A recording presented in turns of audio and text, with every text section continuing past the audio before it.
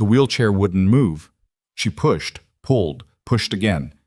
The wheels had been locked, deliberately, and the three of them stood in a semicircle around her, laughing like she was the punchline of a joke that would never get old.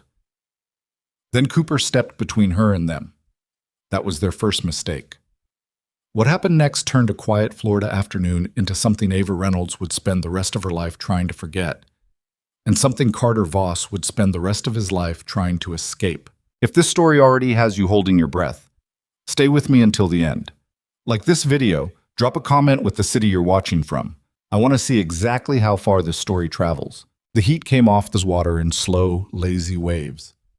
Clearwater Harbor on a Thursday afternoon in late July looked exactly like a postcard that nobody ever actually mailed, the kind of beautiful that felt almost theatrical, too saturated to be real. The Gulf stretched out flat and silver blue to the horizon, punctuated by the distant white shapes of sailboats that never seemed to move. Pelicans cruised low over the surface. A radio somewhere played something old and country that nobody was really listening to. Ava Reynolds had staked out her spot on the paved path near the water's edge, just past the third bench from the parking lot, which she knew by now was always shaded after 2 o'clock. She'd been coming here 3 or 4 times a week for nearly 8 months, ever since her occupational therapist had suggested, with that careful, neutral tone that therapists use when they're really suggesting you need to get out of your apartment before you disappear into it, that a change of environment might help. It had. Mostly. Her easel was set up at a slight angle to catch the light, the canvas already worked over with a base layer of deep cerulean and raw umber that she'd laid down an hour ago. Now she was into the detail work. The specific way afternoon light fractured against the wake of a passing boat, the difference between the color of the deep water and the shallows near the seagrass. She worked with small brushes, leaning slightly forward in her chair, her left hand resting against the armrest for balance. Cooper lay at her feet, his chin on his forepaws, watching the water with the patient, philosophical attention that golden retrievers seem to develop naturally, as if the breed had simply decided at some evolutionary point that stillness was a virtue worth cultivating. His fur caught the light and turned amber. He was 4 years old, 68 pounds, and trained to do things that most people assumed only human beings could do, sense the early signs of anxiety before Ava herself could name them, retrieve objects she dropped, create physical stability when her balance failed. He wore a red vest that said service dog in white letters, and he hadn't moved from her feet in the past hour except once, briefly, when a child on a bicycle had come too close and he'd shifted his body slightly between Ava and the wheel. She hadn't even noticed. But he had. That was the thing about Cooper. He noticed everything. Baratot. She was working on the light now. Specifically, the way it fell across the water in long diagonal bars between 4 and 5 in the afternoon. That particular gilded quality that painters had been chasing for centuries. She was trying to get the color right. It wasn't gold exactly, it wasn't yellow. It was something in between that changed depending on which way you tilted your head, and she'd been mixing pigments for 20 minutes trying to find it. Titanium white, cadmium yellow, just a whisper, Naples yellow, a touch of raw sienna. She loaded the brush and made a stroke across the canvas and looked at it, close. Still not right. She leaned back, tilting her head, felt the familiar low ache in the base of her spine that came from sitting in the same position for too long. She shifted her weight, adjusted the cushion behind her, and looked out at the actual water to recalibrate her eye. That was when she heard the car. Not just heard it, felt it. The bass from the sound system arrived before the vehicle itself, a low thumping that vibrated in her sternum, and then the white Porsche Cayenne turned into the parking lot at a speed that suggested the driver had a complicated relationship with traffic laws. It came in fast, cut across 2 parking spaces, and stopped at an angle that blocked one of the accessible parking bays without appearing to notice or care. 3 doors opened. 3 young men climbed out. They were somewhere in their mid-20s, all of them wearing the specific kind of casual clothing that costs a great deal of money to look like it doesn't. The kind of linen and cotton and understated logos that you learned to recognize if you'd grown up around people who had it and then stopped being one of them. The tallest one had dark hair pushed back from his forehead and the easy, slightly bored posture of someone who had never once in his life waited in a line he didn't want to wait in. He said something to the other two, and they laughed, and all three of them moved through the park like they owned it. Ava watched them for a moment, then looked back at her canvas. Not my business. She picked up her brush again. Cooper lifted his head. She noticed that she always noticed when Cooper lifted his head, because it meant something in the environment had shifted, and his assessment of that shift was usually better than hers. She followed his gaze. The three young men had drifted along the path and were now maybe 30 feet away, near the water, one of them filming something on his phone while the other two laughed at whatever was on the screen. Ordinary. They'd probably leave in a few minutes. Most people came to this spot, looked at the water for a while, took a photo or two, and moved on. She turned back to her painting. The next 5 minutes passed quietly. Then the shadow fell across her canvas. Huh. She looked up. The tall, dark-haired one was standing 2 feet away, looking at her painting with an expression that sat somewhere between contempt and amusement, like he'd found something mildly interesting to poke at. His two friends stood slightly behind him, one filming on his phone, she noted, one watching with his arms crossed and a grin that didn't reach his eyes. What is that supposed to be? The tall one said. Ava looked at him for a moment. The harbor, she said, the afternoon light on the water. He tilted his head in an exaggerated way like he was performing the gesture for an audience. It looks like something my little sister did in 3rd grade. He glanced at his friends.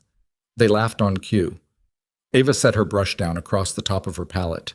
She had learned, through long practice, through therapy sessions she'd rather not count, through the particular education of being a person in a wheelchair in public spaces, that there was a specific type of person who did this, and that engaging them directly was almost never productive, and that the fastest way to end the encounter was usually to say nothing, show nothing, give them no reaction to feed on. She looked back at her canvas. I'm not finished yet, she said pleasantly. No kidding, the tall one said. He stepped closer, putting himself between her and the easel, not quite blocking it, but close. It was a precise move, the kind of encroachment that was too ambiguous to call out directly, but very clear in its intention. You live around here? I do. Huh. He glanced at the wheelchair, then back at her face, with the particular look she knew well. The quick scan that cataloged her, reduced her, placed her in a mental file labeled less than. Must be hard. Getting around and everything. I manage. I bet. He crouched down in front of Cooper, reaching out a hand without asking, without pausing, without the most basic acknowledgement that the animal was wearing a working vest in red that said, in reasonably clear English, service dog, which meant, also in reasonably clear English, do not pet, do not distract, do not touch. Hey puppy, he said. Please don't touch him, Ava said. He's a working dog. The man looked up at her. Something moved across his face, a flicker of something cold that the lazy smile was covering.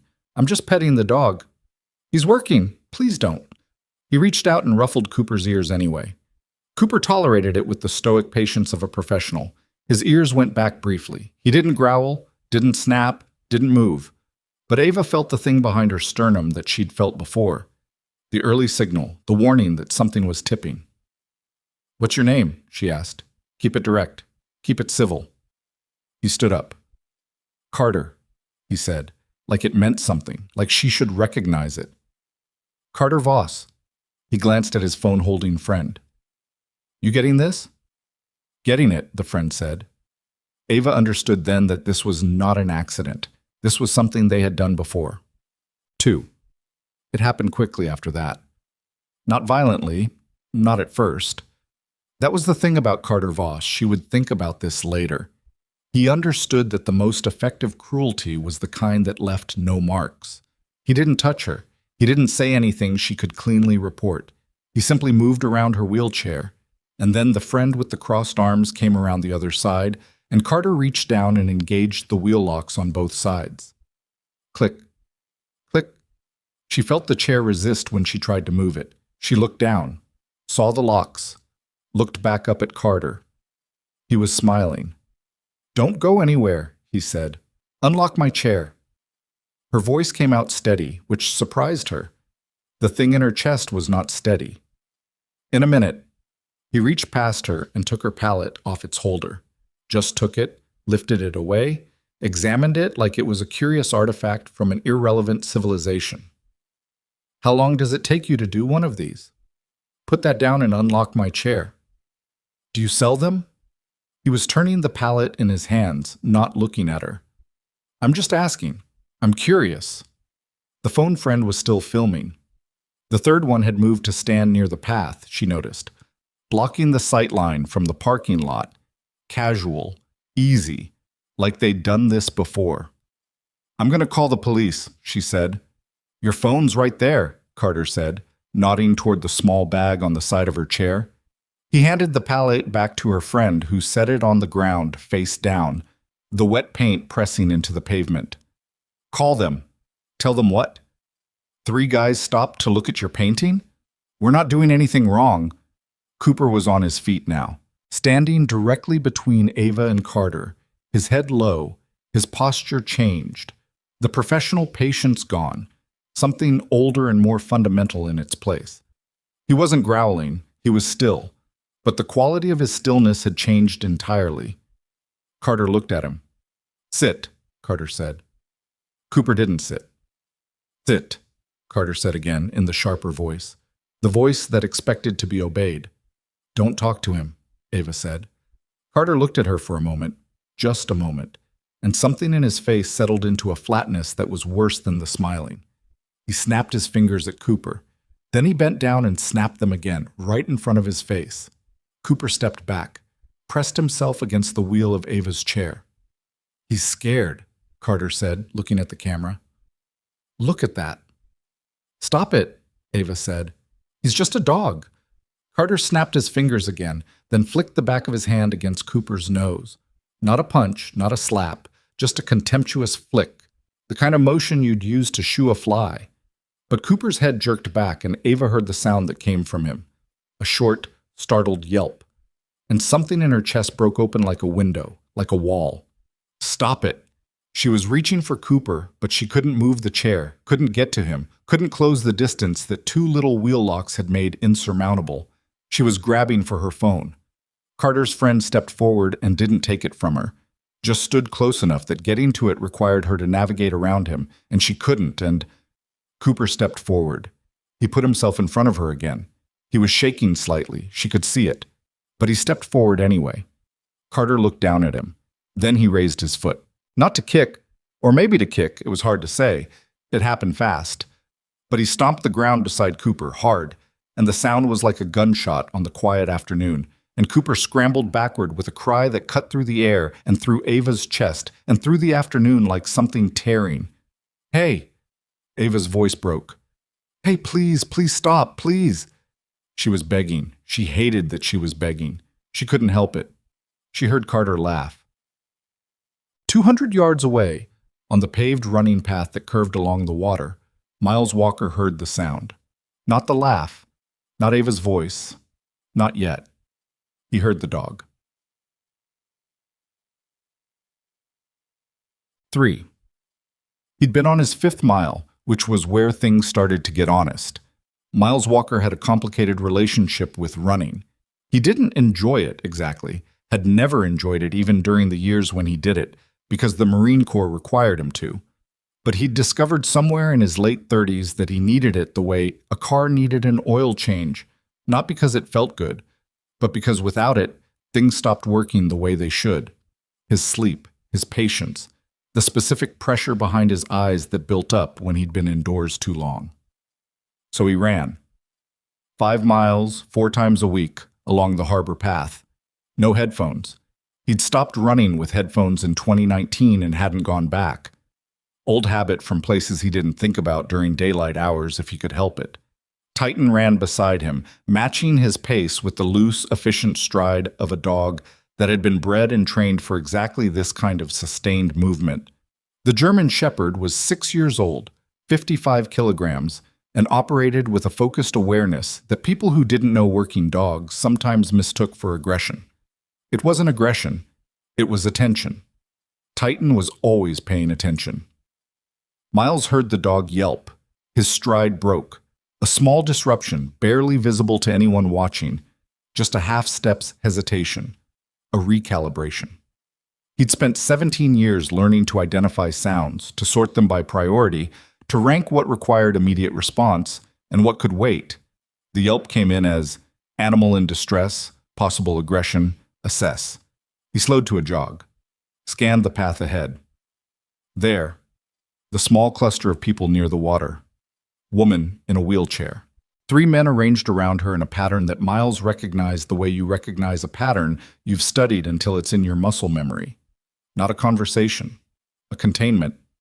He kept his pace even, continued toward them.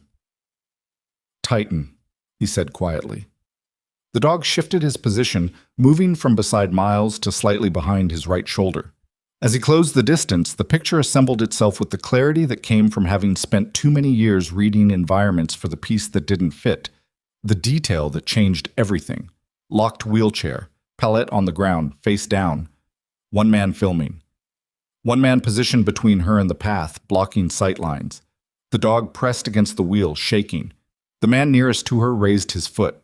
Miles broke into a sprint. He didn't shout. Shouting telegraphed your position and gave the person time to prepare. He covered the 200 feet fast enough that he was there before any of them had time to register anything other than the sudden shadow and the sound of footsteps. And he put himself between Carter Voss and the dog with 4 feet to spare. He stopped, breathing hard from the run, looking at Carter. Carter looked back at him. "Who are you?" Carter said. Miles glanced at Ava. Quick, assessing, damage check. Then at the dog, then back to Carter. He was quiet for a moment in a way that had nothing to do with uncertainty. "Unlock her chair," he said. Simple, flat. The voice he used when he wasn't asking. Carter blinked. The smile flickered, reassembled. "We're not doing anything. We were just—" "I know what you were doing." Miles looked at the friend with the phone. "Stop filming." "I don't have to—" "Stop filming." The phone went down. Not because the friend wanted it to, because something in the way Miles said it made the calculation simple. Carter's jaw tightened. He was reading Miles the way people like him read people, looking for the thing to grab onto, the weakness, the lever. Miles had watched people do this his whole adult life. He knew exactly what they were looking for and how to make sure they didn't find it. "Look," Carter said, with the careful reasonableness of someone preparing a fallback position. "This is a public park. We were just having a conversation." "Unlock the chair," Miles said again. Silence. Then the friend with the crossed arms moved, not toward Miles, a lateral movement, shifting his position. Miles clocked it in his peripheral. He turned his head slightly, enough to let the man know he'd been seen. "Don't," Miles said. Just that. 1 word. The man stopped. Carter looked at Miles for a long moment, the calculation running behind his eyes. Then he looked at Titan, who had moved from behind Miles's right shoulder to beside his left knee, sitting, watching, entirely still. Something changed in Carter's posture. He bent down and reached for the wheel locks, deliberately casual, like he'd been planning to do it anyway. Click, click. "There," Carter said. "Calm down." "Your palette's on the ground," Miles said to Ava without looking at her. "I see it," she said. Her voice was controlled, but there was something underneath it that he recognized too. Carter straightened up. He looked at Miles with the specific look of someone who had just been forced to retreat and was already figuring out how to reframe it as a choice. "You got a problem, man." "I don't have any problems," Miles said. Carter looked at him a moment longer. Then he nodded once, the way people nod when they're storing something away. He looked at his 2 friends. "Let's go," he said. They left. Miles watched them go all the way to the parking lot, watched the Porsche back out, too fast, and turn onto the road. He stayed where he was until the sound of the engine faded. Then he turned around. Ava was holding Cooper's face in her hands, the dog's head lifted toward her, his tail moving slowly. She was saying something to him in a low voice. Not words, exactly, just sound. She was shaking slightly. When she realized Miles was looking at her, she stopped. "I'm okay," she said. Miles crouched down beside Cooper. "Can I look at him?" She paused. "Yeah." He ran his hands along the dog's muzzle carefully, checking the nose. No blood, no visible damage from the flick. He pressed gently around the jaw, watched the dog's reaction. Cooper tolerated it, watching Miles with a steady brown gaze that held no fear. "He seems okay," Miles said. "Might want a vet to look at him, just to be sure. That kind of stress response, it's worth checking." "You know dogs?" "I know working dogs." He stood up. "Titan's been with me 6 years." Ava looked at the German shepherd, who was sitting 3 feet away watching Cooper with what appeared to be professional curiosity. "What branch?" "Marines," Miles said. "You?" She looked at him. "I wasn't. My husband was Army. He passed 4 years ago." Miles nodded once. Silence settled between them. Not uncomfortable, just the silence of two people who had each learned that certain things didn't require a lot of words around them. "Thank you," Ava said finally. She stopped. Started again. "I couldn't move the chair and Cooper—" She looked down at the dog, still in her hands. "He put himself between me and them." "I know," Miles said. "I saw that." He picked up the palette from the ground. The paint on the face was ruined, mixed into a muddy gray mess by the pressure and heat of the pavement. He handed it to her anyway. "I'm sorry about the painting," he said. She looked at the canvas. The basework was intact. The detail she'd been working on was gone, or rather, she'd have to start the detail over, but the bones of it were still there. "It's okay," she said. "I can redo it." She looked up at him. There was something very specific in her expression. Not gratitude exactly, or not only that, more like the look of someone who had just been reminded of something they'd been trying not to forget. "I come here every week," she said. "I've never seen you on this path before." "I usually run earlier," Miles said. "Heat was bad this morning, pushed it back." "Lucky timing," she said. He looked down at Titan, then back at the parking lot where the white Porsche had been. The angle of the light had shifted. The afternoon was tipping toward evening, the gold in the water deepening toward orange. "Maybe," he said.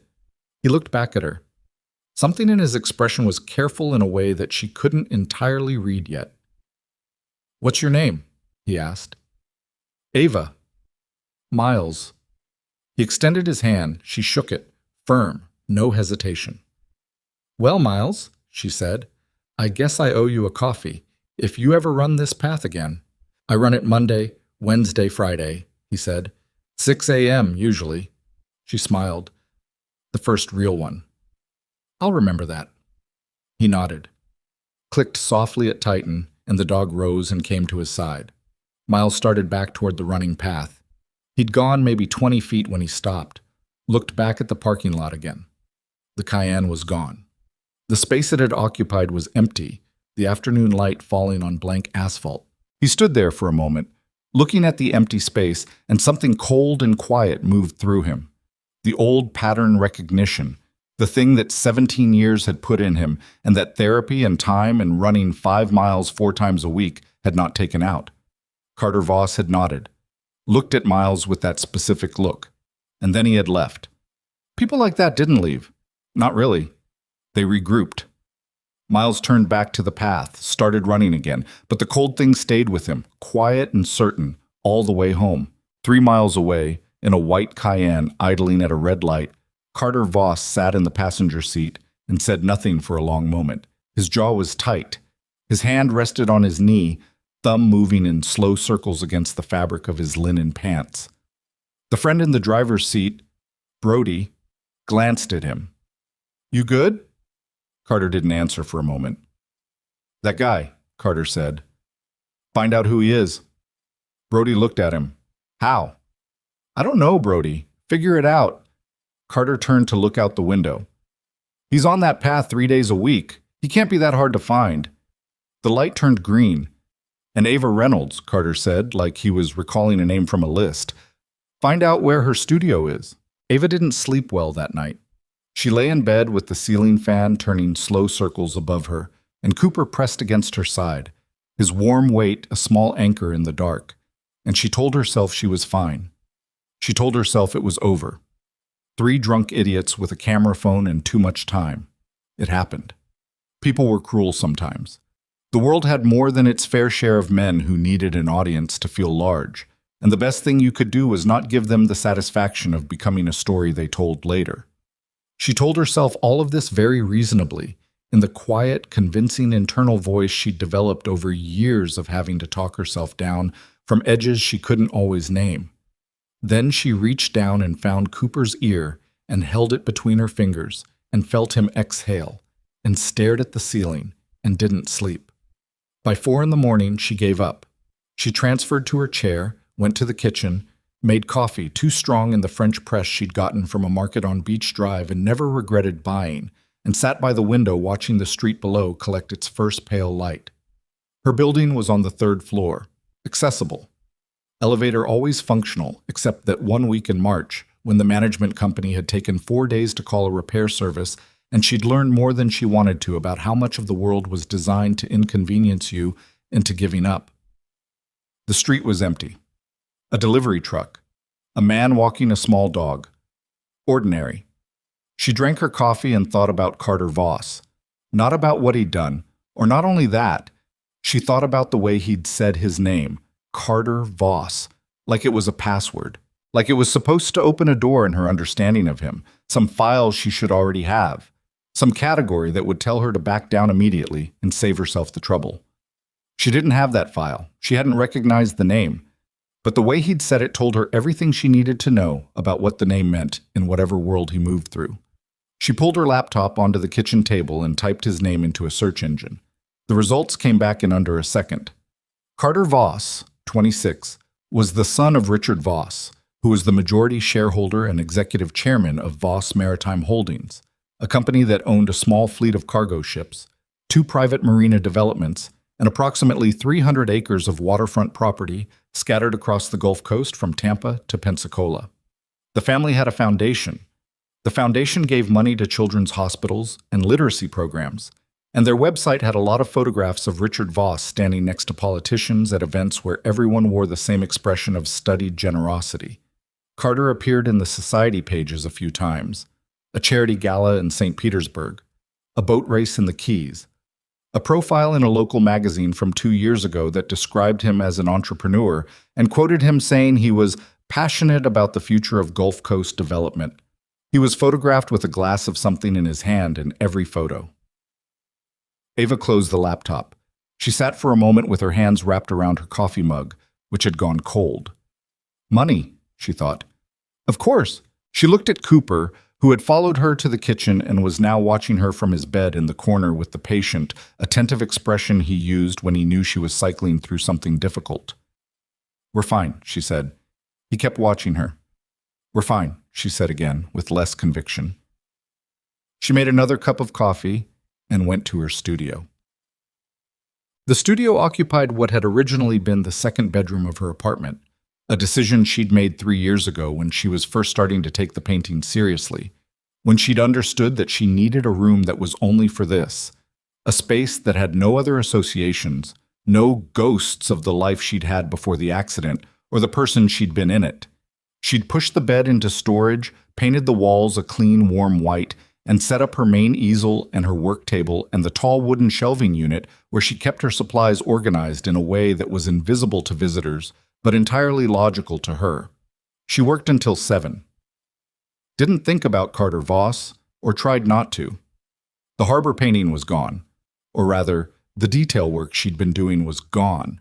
But the base was still viable, and she started rebuilding it from memory and from the photographs she'd taken on her phone before settling in to paint. Working helped. It always helped. There was something about the total attention the work required that served as a kind of temporary cage for everything else. You could spend an hour solving the problem of how to render the specific blue-gray of water just before the light changed, and while you were solving that problem, nothing outside it could get in. By 7:30, she'd gotten the water back to where it had been. By 8, she was into new territory, which was better.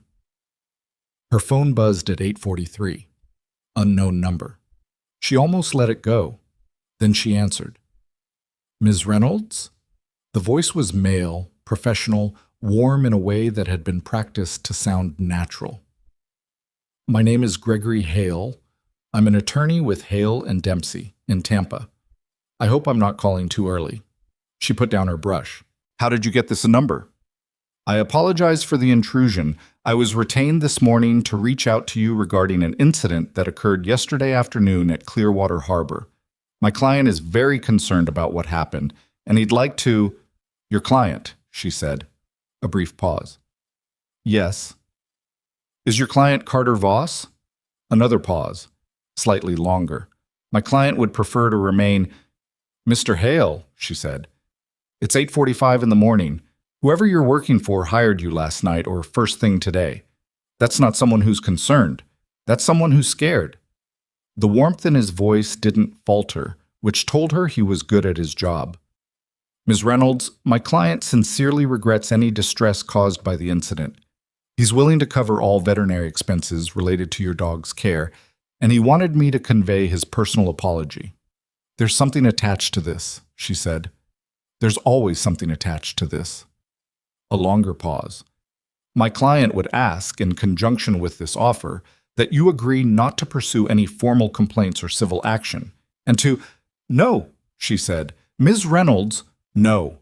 She picked up her brush again, more to have something to hold than because she intended to paint. Tell your client I don't need his money for Cooper's vet bills. Tell him if he's sorry, he knows how to say it himself. And tell him next time he decides to lock someone's wheelchair in a public park, he should think about whether there's going to be somebody 200 yards away who sees it. She paused. Is there anything else? Silence on the line.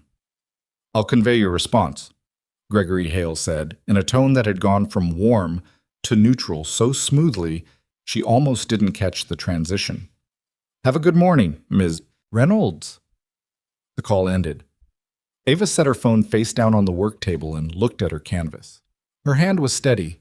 She was a little surprised by that. She went back to work. She called Miles Walker at 10 after 9. She had his number because he'd given her a card the night before.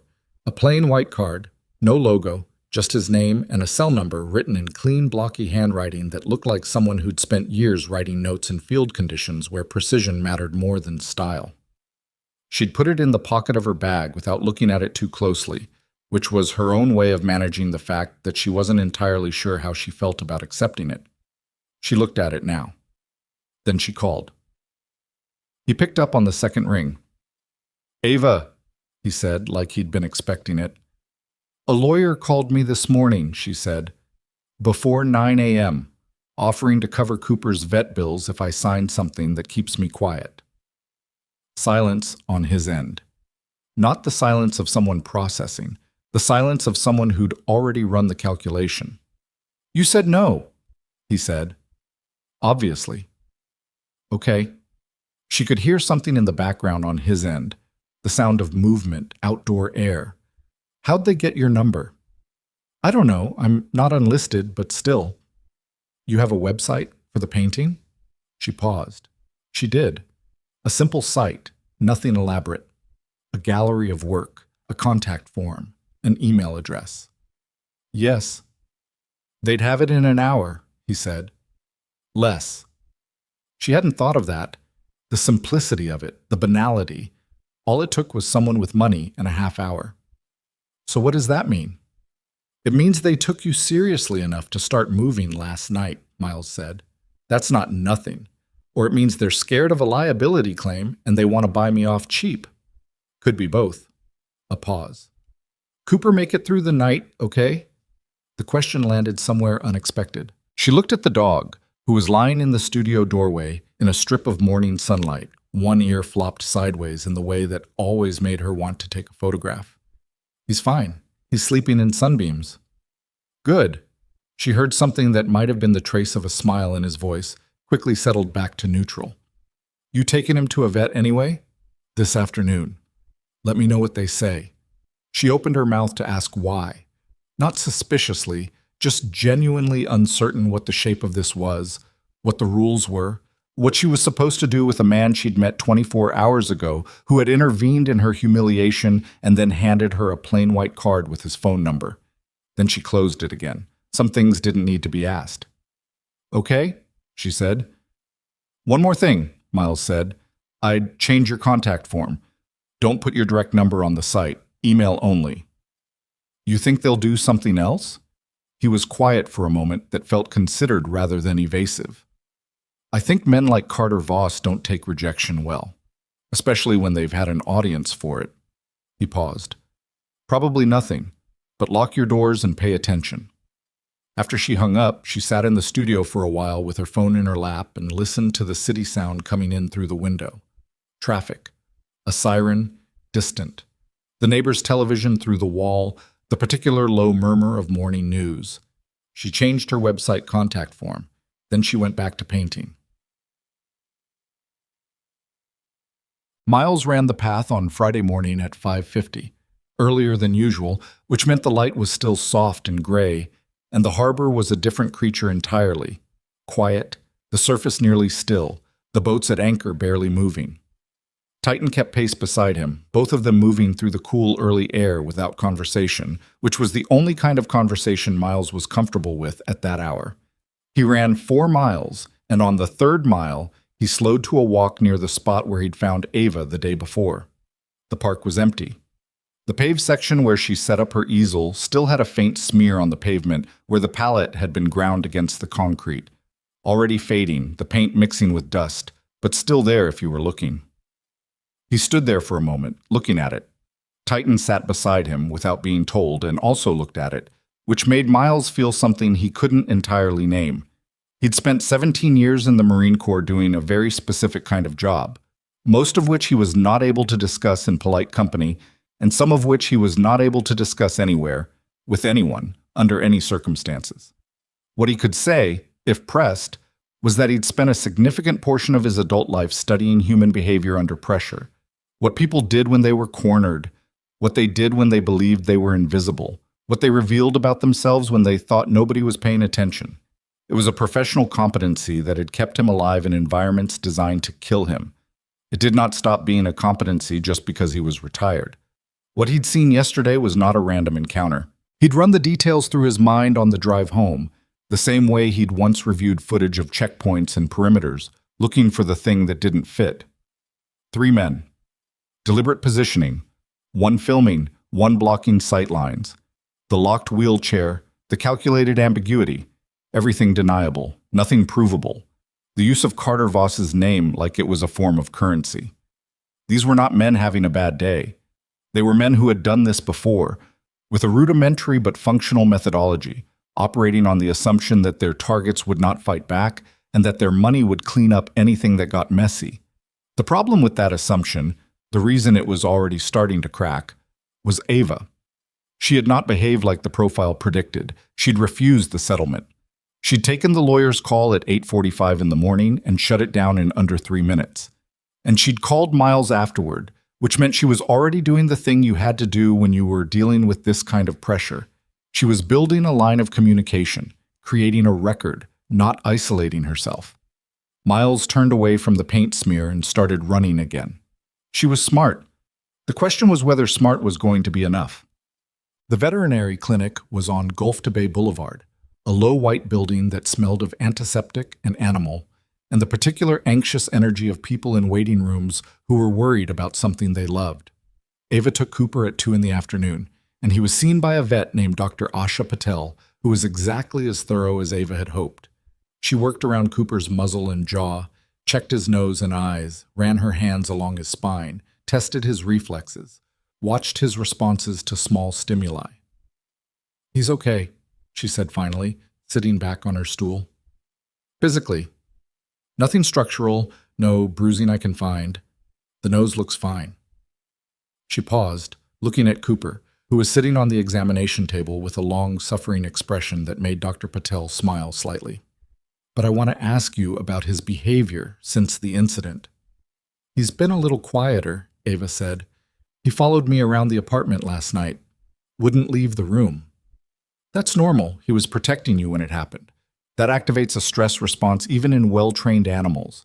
He needs a day or 2 of low stimulation. No loud environments, no crowds if possible, normal routine." She made a note. "He'll be fine, but I want you to watch for appetite changes and any reluctance to go back to working contexts." "Like the park? Like anywhere that might remind him of what happened?" Dr. Patel looked at Ava directly. And how are you doing? Ava looked at Cooper, then back. I'm managing. Dr. Patel nodded once, the way people nod when they've heard that answer before and understand that it contains more than it says. Okay, call me if anything changes. Ava paid at the front desk, and on the way out to the parking lot, she sat in the sun for a moment with Cooper beside her, his leash loose in her lap. The afternoon was hot and clear, the kind of day that had no interest in drama, the trees along the boulevard simply standing in their greenness, a crow arguing with itself on a telephone wire, a kid on a skateboard going past on the sidewalk. She texted Miles. Cooper's fine, Bet confirmed. Just needs a quiet couple days. The response came back in under a minute. Good. You hear anything else from the lawyer? She hadn't. She told him so. Let me know if you do. She put her phone in her bag and looked at Cooper. Okay, she said. Let's go home. Eats it. The call from the gallery came on Saturday. Ava had a show scheduled. It wasn't a large show, 5 pieces in a group exhibition at a small gallery on Cleveland Street in Clearwater, the kind of mid-level event that wasn't going to change anyone's career, but that built the record, established presence, kept your name in front of the people who eventually made decisions that mattered. She'd been working toward it for 4 months. 2 of her pieces were already delivered. 3 were in various stages of completion in her studio. The gallery owner was a woman named Patricia Lund, who was in her 60s and had been running the space for 11 years and had a directness about her that Ava appreciated and had come to rely on. Ava, Patricia said when she called. Her voice had something in it. I need to talk to you about the show. Ava set down her brush. Okay. I got a call this morning from someone representing a donor to the gallery, someone whose family has supported us financially for several years. Patricia paused. They asked me some questions about you, about whether you'd been involved in any, their word was controversies recently. The thing in Ava's chest went cold and still. What kind of questions? They wanted to know if your work was currently under any legal disputes, whether you had any outstanding civil complaints. Another pause, longer. And they suggested gently that including you in the show might create some reputational complications for the gallery. Silence. Patricia, Ava said carefully. I want to be honest with you, Patricia said, because that's what you deserve, and I'm not going to pretend this conversation didn't happen. The donor has given this gallery significant support. I'm in the middle of trying to fund next year's programming. Her voice was steady, but there was something underneath it. Not quite an apology, but close. I'm not pulling you from the show. I want you to know that. But I need to understand what's going on. Ava told her. She kept it factual, kept her voice level, went through it without editorializing. The park, the wheelchair, Cooper, the lawyer's call, the refusal. When she finished, Patricia was quiet for a moment. That's what I thought it was, she said. How did they know about the show? Ava asked. Your website lists it, Patricia said, under upcoming exhibitions. There it was again, the website. The small, ordinary digital footprint she'd built over 3 years as a professional painter, the portfolio page, and the exhibition calendar, and the contact form, all of it now functioning as a map that someone with money and a bad morning could follow. What did you tell them? Ava asked. I told them I'd need to review the situation and get back to them. Patricia's voice shifted slightly. Which I'm telling you now so you know, I haven't said yes to anything they're asking, but I also can't pretend they don't have leverage here. I understand, Ava said. Do you have any documentation of what happened? I have Cooper's vet report, Ava said. I have the phone call from the lawyer, which I didn't record but which happened. And she stopped, thought. There was someone there who saw it happen. Can you get a statement? I can ask. After she hung up, she sat at her work table for a long moment without moving. The studio was quiet around her. The afternoon light came in at a low angle through the single west-facing window, throwing a long rectangle of gold across the floor that reached almost to her wheels. She thought about the show, the 4 months of work, the 2 pieces already delivered.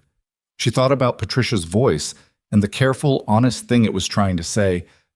I'm not abandoning you, but I am in a difficult position, and I need you to know the shape of it. She thought about Carter Voss sitting in that Porsche, thumb moving circles on his knee, saying, "Find out where her studio is." She picked up her phone and called Miles. He answered on the second ring again. She was starting to notice that he always answered on the second ring, and she was not sure yet whether this was habit or whether he simply kept his phone where he could reach it. "They went after the gallery," she said. A pause. "Tell me." She did. He listened without interrupting, which was a thing she was also starting to notice about him. He didn't fill silences with commentary. He just listened until you were done, and then he spoke, and what he said was usually the one thing you needed to hear.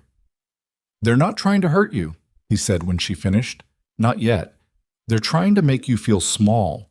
They're applying pressure to every point they can find that connects to something you care about. The show, the gallery. They'll try the vet thing too, probably. See if there's some angle there." "Why?" "Because the goal isn't to destroy you. The goal is to make it easier than fighting." He paused. "For now." "For now," she repeated. "I'm sorry. That's the honest answer." She was quiet for a moment. Outside the window, the rectangle of light had shifted another inch across the floor. Cooper was asleep against the wall, his side rising and falling. "Will you give a statement," she asked, "about what you saw at the park?" "Yes," he said, without hesitation, without qualification. She hadn't expected the directness of it. She felt something move in her chest. Not relief, not quite, but adjacent to it. Something that had been holding very tight loosening by a degree. "Thank you," she said. "I'll write it out today and send it to you. You can give it to the gallery." A pause. "And to anyone else who needs it." "You sound like you've done this before," she said. A brief silence. "Not like this exactly." There was something in those 4 words that she didn't push on. Not because she wasn't curious, she was, intensely, but because she had enough experience with people who carried difficult histories to know that the right time to ask was not now, and maybe not for a while, and that pushing too early was the fastest way to close a door that had opened just enough. "Miles," she said. "Yeah. Is this going to get worse before it gets better?" He didn't answer immediately. She appreciated that. A quick no, don't worry would have told her he was the kind of person who said comfortable things, and she was too tired for comfortable things. "Probably," he said. She nodded to herself. "Okay. But you've got documentation now. You've got witnesses. And you've got the fact that they're the ones escalating." He paused. "That matters. Legally and in every other way." "What other way?" "The way that tells you who they actually are," he said.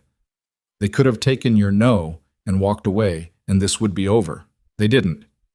They went after your show 12 hours later." He was quiet for a moment. "People who do that kind of thing, they can't stop. It's not in them, and that's not a strength. That's how they get caught." Ava looked at her canvas. The harbor painting was almost finished. The detail work rebuilt, the light in the water closer to right than anything she'd managed before. The accident with the pallet had cost her an afternoon and gained her something she couldn't quite name yet, some new way of seeing the specific relationship between what the water looked like and what it meant. "I'm going to be in that show," she said. "I know," Miles said. She wasn't sure if he meant he knew because he believed in her or because he'd already assessed the situation and calculated the probability, or both. She decided it didn't matter. "I'll send the statement tonight," he said. "Tonight's fine." She picked up her brush. "And Miles, thank you. Again. Don't thank me yet."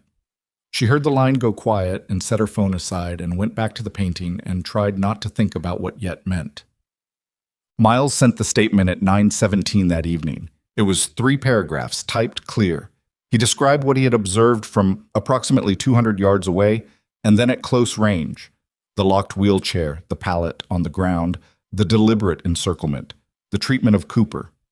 He wrote it the way he wrote everything, without ornamentation, without emphasis, just the facts laid out in sequence with the precision of someone accustomed to writing reports that had to hold up under adversarial review. He signed it, added his name, his former rank, his contact information. Then he sat at his kitchen table for a while in the quiet of his house, which was the particular kind of quiet that comes from a house occupied by one person and one dog. Not uncomfortable, but present, like a texture. Titan was in his spot by the back door, asleep, his legs moving slightly in whatever dogs move through in their dreams. Miles looked at his phone. He'd run a check on Carter Voss that afternoon. Not anything elaborate, just the kind of layered search you could do with public records and the right sequence of databases, some of which he still had access to through former colleagues who hadn't asked many questions about why he was asking. What came back was more or less what he'd expected. Richard Voss's son, a certain amount of money, a certain absence of consequence for a string of events that should have had consequences. 2 incidents in college that had been settled. A minor assault charge from 3 years ago that had been reduced to a fine, the kind of reduction that happened when the defendant's attorney could make a persuasive argument about legal costs to whoever was prosecuting. Not a monster. Something in some ways more difficult. A person who had learned, over years and through repeated experience, that the rules that governed other people did not apply to him. That was a specific kind of dangerous, because it meant his behavior wasn't driven by impulse or pathology. It was driven by a rational model of the world that had never been effectively corrected. Miles thought about that. Then he thought about something else. He'd given Ava his statement. He told her to lock her doors and pay attention and change her website. All of that was correct and appropriate, and he didn't second-guess any of it. But there was a piece of the situation he hadn't said out loud yet.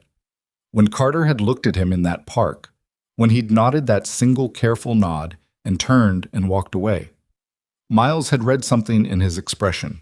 Not fear, exactly. Something more like recalibration. The look of someone who had encountered a variable they hadn't predicted and was already adjusting their model. Men who did that didn't stop. He'd told Ava as much. What he hadn't told her was the part that came after, that the adjusted model was usually more careful, not less aggressive, that the next move would be planned rather than improvised, that it would probably not look like the park.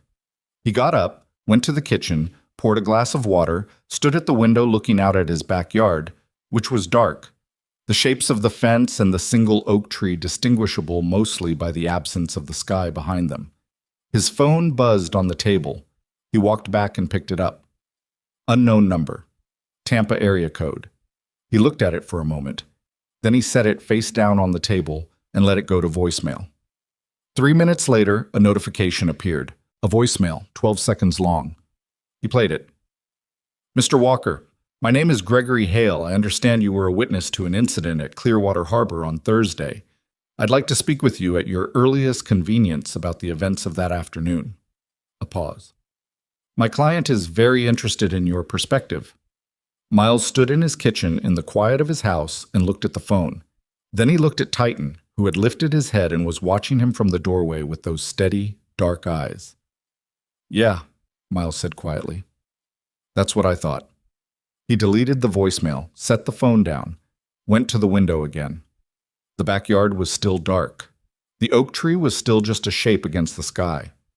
Somewhere down the block a car passed, its headlights briefly illuminating the fence before the darkness came back. He stood there for a while thinking. When Carter Voss had left the park, he'd moved fast. Too fast for someone who'd simply had an unpleasant encounter and wanted it behind him. That was the thing Miles had been carrying since Thursday evening, the detail that sat wrong, the fragment that didn't assemble cleanly into the picture he wanted it to fit. He hadn't mentioned it to Ava because she already had enough to manage, and because at the time he'd half convinced himself he was reading too much into a gesture, the old habit of threat assessment overriding the simpler explanation.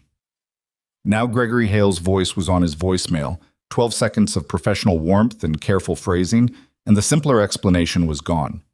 They hadn't just sent a lawyer to Ava, they'd found his name. In less than 48 hours, with no information that should have been easy to obtain, they'd found out who he was, that he was a witness, and how to reach him. Miles went to his desk, sat down, opened his laptop. He needed to know more about Richard Voss. Not Carter.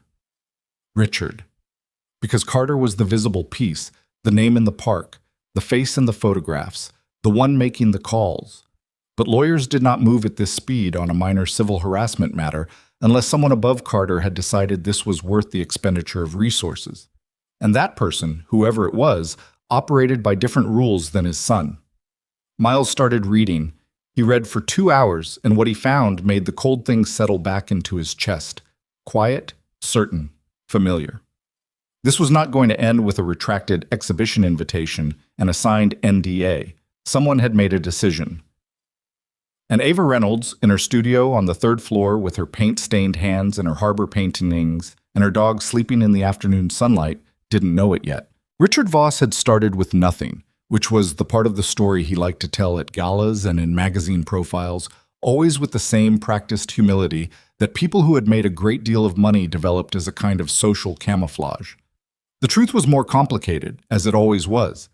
He'd started with a small inheritance, a father's business contacts in the Tampa shipping community, and a particular talent for understanding which city commissioners were underpaid and which ones were merely underpaid and unhappy about it. By the time Carter was born, Richard Voss had turned one marina into three, turned three into a holding company, and turned the holding company into something that was now woven into the waterfront infrastructure of the Gulf Coast in ways that made it nearly impossible to build, develop, or operate anything on the water between Pinellas County and Escambia without touching something that had Richard Voss's name on it somewhere.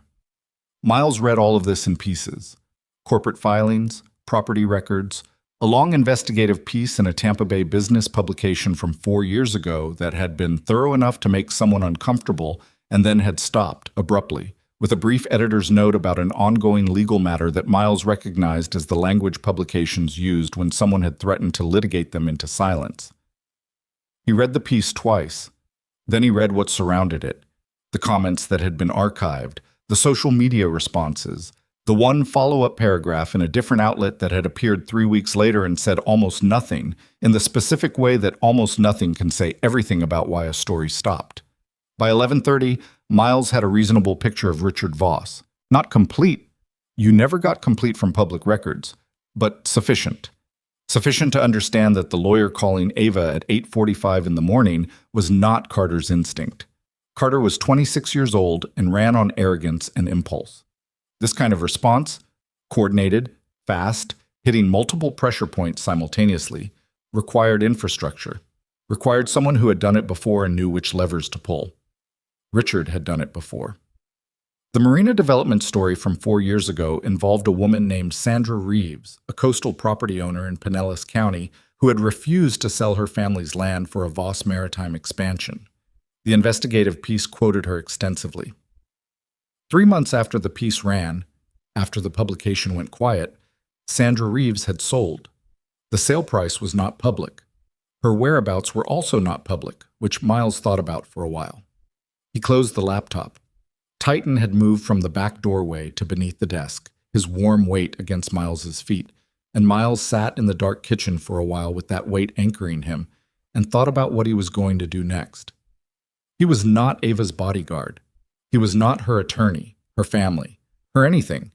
He was a man who had run past her in a park and made a decision based on what he'd seen, and the decision had been correct, but it had also committed him to something whose shape he hadn't fully understood at the time. He understood it better now. And the honest assessment was that this was no longer a harassment situation that would resolve itself with a gallery statement and a refusal to sign an NDA. This was someone with significant resources and a demonstrated history of making problems disappear, who had decided that Ava Reynolds was a problem. Miles made a list in his head, the way he'd always made lists. Not written, just sequential, precise, each item with a priority weight and a time constraint attached. He needed to talk to Ava in the morning, and he needed to tell her more than he'd told her so far. He needed to find out if she had any legal representation, and if not, he needed someone. He needed to understand what Patricia Lund's actual situation was, whether the gallery's donor relationship with the Voss family was something that could be documented in a way that demonstrated a pattern of coercion. And he needed, very specifically, to not call Gregory Hale back. Because Gregory Hale's call was not a courtesy. It was reconnaissance. A probe to determine whether Miles was a witness who needed to be managed or a variable that required a different kind of attention. Whatever he said on that call would be used to calibrate the response. And the only response that served Ava was to give them nothing to calibrate against. He went to bed at midnight. Didn't sleep for a while. That was normal. He'd stopped expecting sleep to come easily about 4 years ago, which was around the time he'd left the Marines, and he'd mostly made a separate peace with it. He lay in the dark and let his mind work through things, and eventually the working subsided, and sleep came in at the edges. He thought about the pattern again. Not just what Carter had done in the park, but what had come after. The speed of it, the multi-point pressure, Ava's phone, the gallery, now Miles himself, all in under 48 hours. That wasn't panic. That was a practice sequence. He fell asleep sometime after 1 and dreamed nothing he remembered. Mashang. He called Ava at 7 the next morning. "There's something I need to tell you," he said when she answered. "I should have said it last night." A pause. "Okay." He told her about Richard Voss. Not everything. He didn't want to overwhelm her with the full scope of what he'd found before she'd had coffee and time to process it. But the key structural fact, that the person managing this situation was not Carter, and that the person managing it had done this before, and that the Sandra Reeves situation suggested a pattern with a specific endpoint. When he finished, she was quiet for long enough that he checked the line. "I'm here," she said. "I'm thinking." "Take your time." "Sandra Reeves," she said, "the woman who sold." "Yes." "Do you know where she is?" "Not yet." Another pause. "What do you think she'd say?" "I don't know," he said. "Maybe nothing. If they structured whatever deal they made with her correctly, she may not be able to say anything, but even knowing what the structure looked like would be useful." He heard her exhale. A long, controlled breath, the kind of breath you took when you were refusing to let something knock you over. "Miles, how do you know how to do all this?" He looked out his kitchen window. The morning was bright, the backyard coming into focus in the early light. "I spent a long time doing a job that required understanding how people with resources and bad intentions operated," he said. "That's very diplomatic. It's what I've got right now." A small sound that might have been a laugh. "Fair enough." A pause. "I need to call a lawyer, a real one, not theirs." "Yes." "I know someone. A friend from before. Her name's Donna Kessler. She does civil rights work out of St. Pete. I haven't talked to her in 2 years, but she'll take my call." "Good. Call her today." "I will." She paused again. "And Miles, the thing about Sandra Reeves, does Ava's gallery show factor into this? Is that why they went after Patricia?" It was a sharp question, sharper than he'd expected, which told him she was already several steps ahead of where she'd been yesterday. "Probably 2 reasons," he said. "One is that it's a pressure point, something you care about. 2 is that a public exhibition creates a paper trail, reviews, photographs, attendance, coverage. They might want to limit your public profile while this is unresolved." Silence. "So by refusing to pull from the show," she said slowly, "I'm not just protecting the show." "You're making yourself harder to erase," he said. "Yes." She was quiet for a moment. "I hadn't thought of it like that." "You don't need to think of everything," he said. "That's what lawyers and witnesses are for." "And former Marines who read corporate filings at midnight." "I wasn't going to say that." This time the laugh was real. Short, a little ragged, but real. "Call me if you find Sandra Reeves," she said. "I will." Und he found her on Tuesday. Not at her old address in Pinellas County. The house that had been the subject of the development dispute was gone. The land now part of a Voss maritime storage facility, which Miles noted without expression. Sandra Reeves had moved to a small town in Polk County, inland, a trailer park on the eastern edge of a lake. She was 63 years old. She had a Facebook profile she hadn't updated in 18 months, and the last post was a photograph of a sunset over water, no caption. Miles drove out on Tuesday afternoon, Titan in the back seat, the highway unspooling east through the flat green interior of the state. The trailer park was called Lake Serene Estates, which was the kind of name chosen by someone who understood that the word serene could make a person want something badly enough that they'd overlook the other details. The lake was real, at least, a flat stretch of brown water visible through the cypress trees at the property's edge, the afternoon light lying across it in long, pale strips. Sandra Reeves answered her door on the second knock. She was a small woman with white hair cut short and the weathered, careful face of someone who had spent decades outdoors and a few years indoors worrying. She looked at Miles, then at Titan, then back at Miles. I'm not buying anything, she said. I'm not selling anything, he said. My name is Miles Walker. I'm trying to help someone who's having a problem with the Voss family. The change in her expression was immediate and involuntary, something behind her eyes going very still, the way animals went still when they heard a sound that required assessment before movement. You'd better come in, she said. She made coffee, not because she wanted to, Miles thought, but because it gave her something to do with her hands, something to look at while she figured out whether to talk. He sat at her kitchen table, a small formica top thing with 2 chairs, Titan lying beside the door, and waited. She set a mug in front of him and sat down and looked at it for a moment. How'd you find me? She asked. Property records and public profiles, he said. Nothing that wasn't available to anyone who looked. They know where I am too, then. Probably, I don't know if they're watching.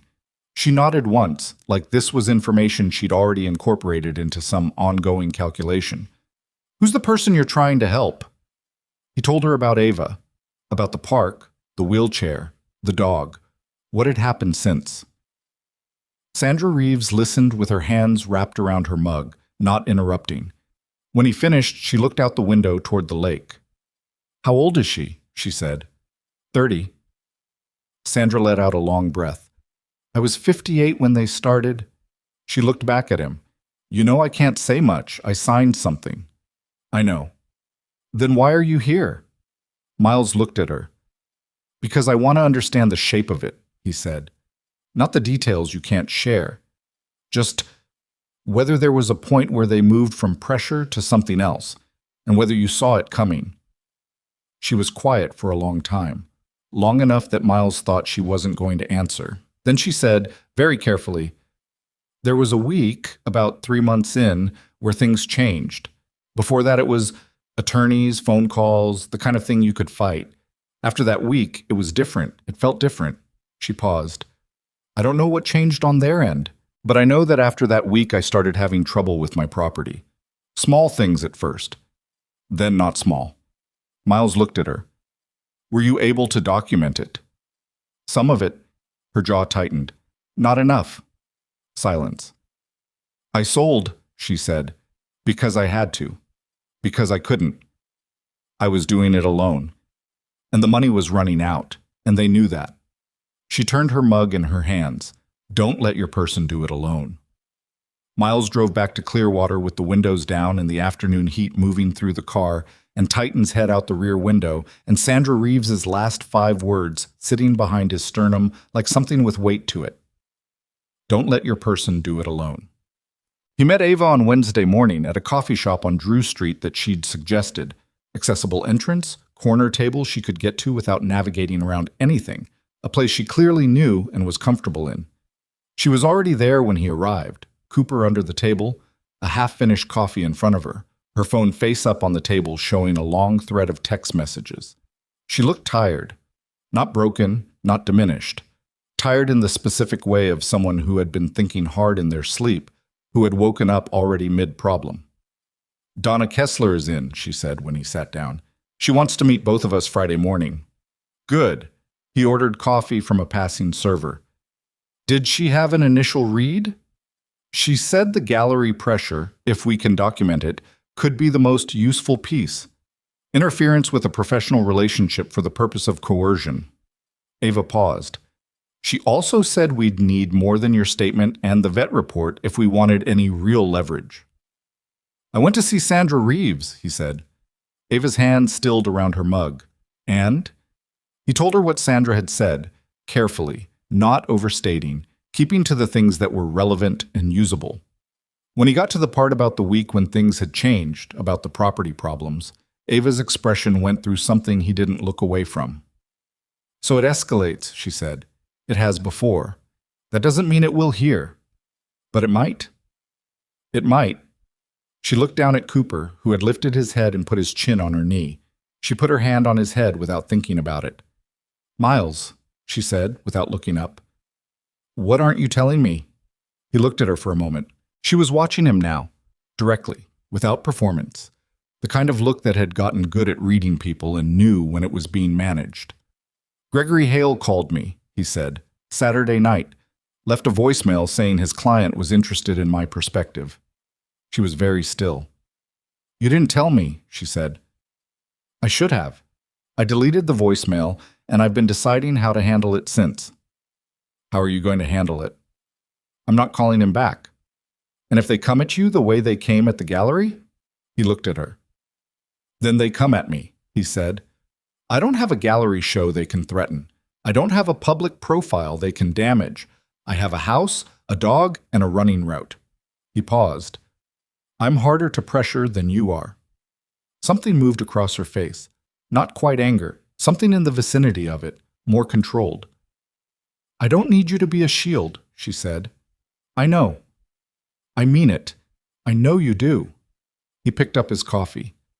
I'm not trying to be a shield. I'm trying to be useful in the way I'm capable of being useful. You've got Donna, you've got the documentation. I'm the part of this that knows what they're going to do before they do it. He paused. That's the best way I know how to help. She looked at him for a moment. Then she nodded once, slowly. Not conceding, but accepting the logic of it. Donna wants everything, she said. The timeline, the lawyer call, the gallery call, the vet report, your statement, all of it organized chronologically. I'll have it ready for Friday. She also said, Ava stopped. She looked down at the phone, at the thread of messages.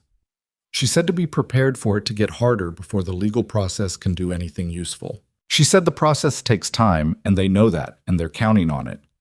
She's right. She said to make sure I had somewhere safe to be if I needed it. Ava set the phone down and looked at him. I've been in that apartment 4 years. After Marcus died, I rebuilt everything around that apartment. My studio, my routine, Cooper's whole working pattern is built around that building, those hallways, that elevator. She stopped. I'm not going to leave. Miles looked at her. Okay, he said. You're not going to argue with me. No. Why not? Because it's your choice, he said, and because I'd make the same one. She looked at him for a moment, that direct reading look.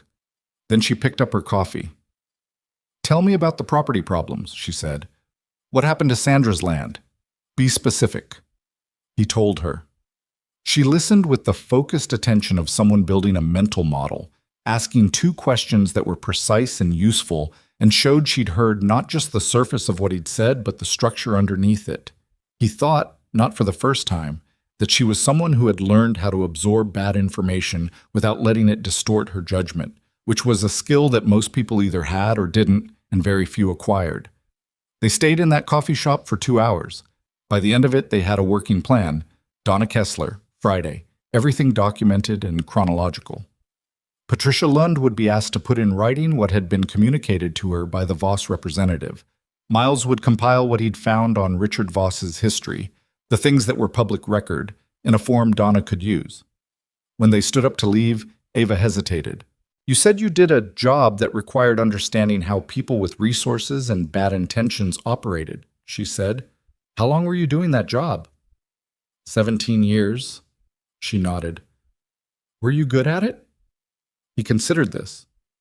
Good enough, he said. I'm still here. She looked at him. Something moved in her face that he didn't look away from. Then she said, okay, and turned toward the door. Unset. It happened on Thursday night. Miles was on his second pass around the perimeter check he did out of habit, not because his neighborhood was dangerous, but because the habit was older than the neighborhood and he'd stopped trying to break it. He was in the kitchen when his phone buzzed. Ava's name. He answered immediately. Silence on the line. Then, Miles. Her voice was wrong, not panicked, controlled in the way that things get controlled when the alternative is falling apart. What happened? He said. Not a question. My studio, she said. Someone got in. He was already moving. Are you inside? I'm in the hallway. I came back from Patricia's. There was a meeting about the show. And the door was open, not forced. The lock was... A pause. The lock is intact. They had a key, or they picked it. I don't know, but there's no damage to the door. Don't go inside. Where's Cooper? With me. In the hall. Stay there.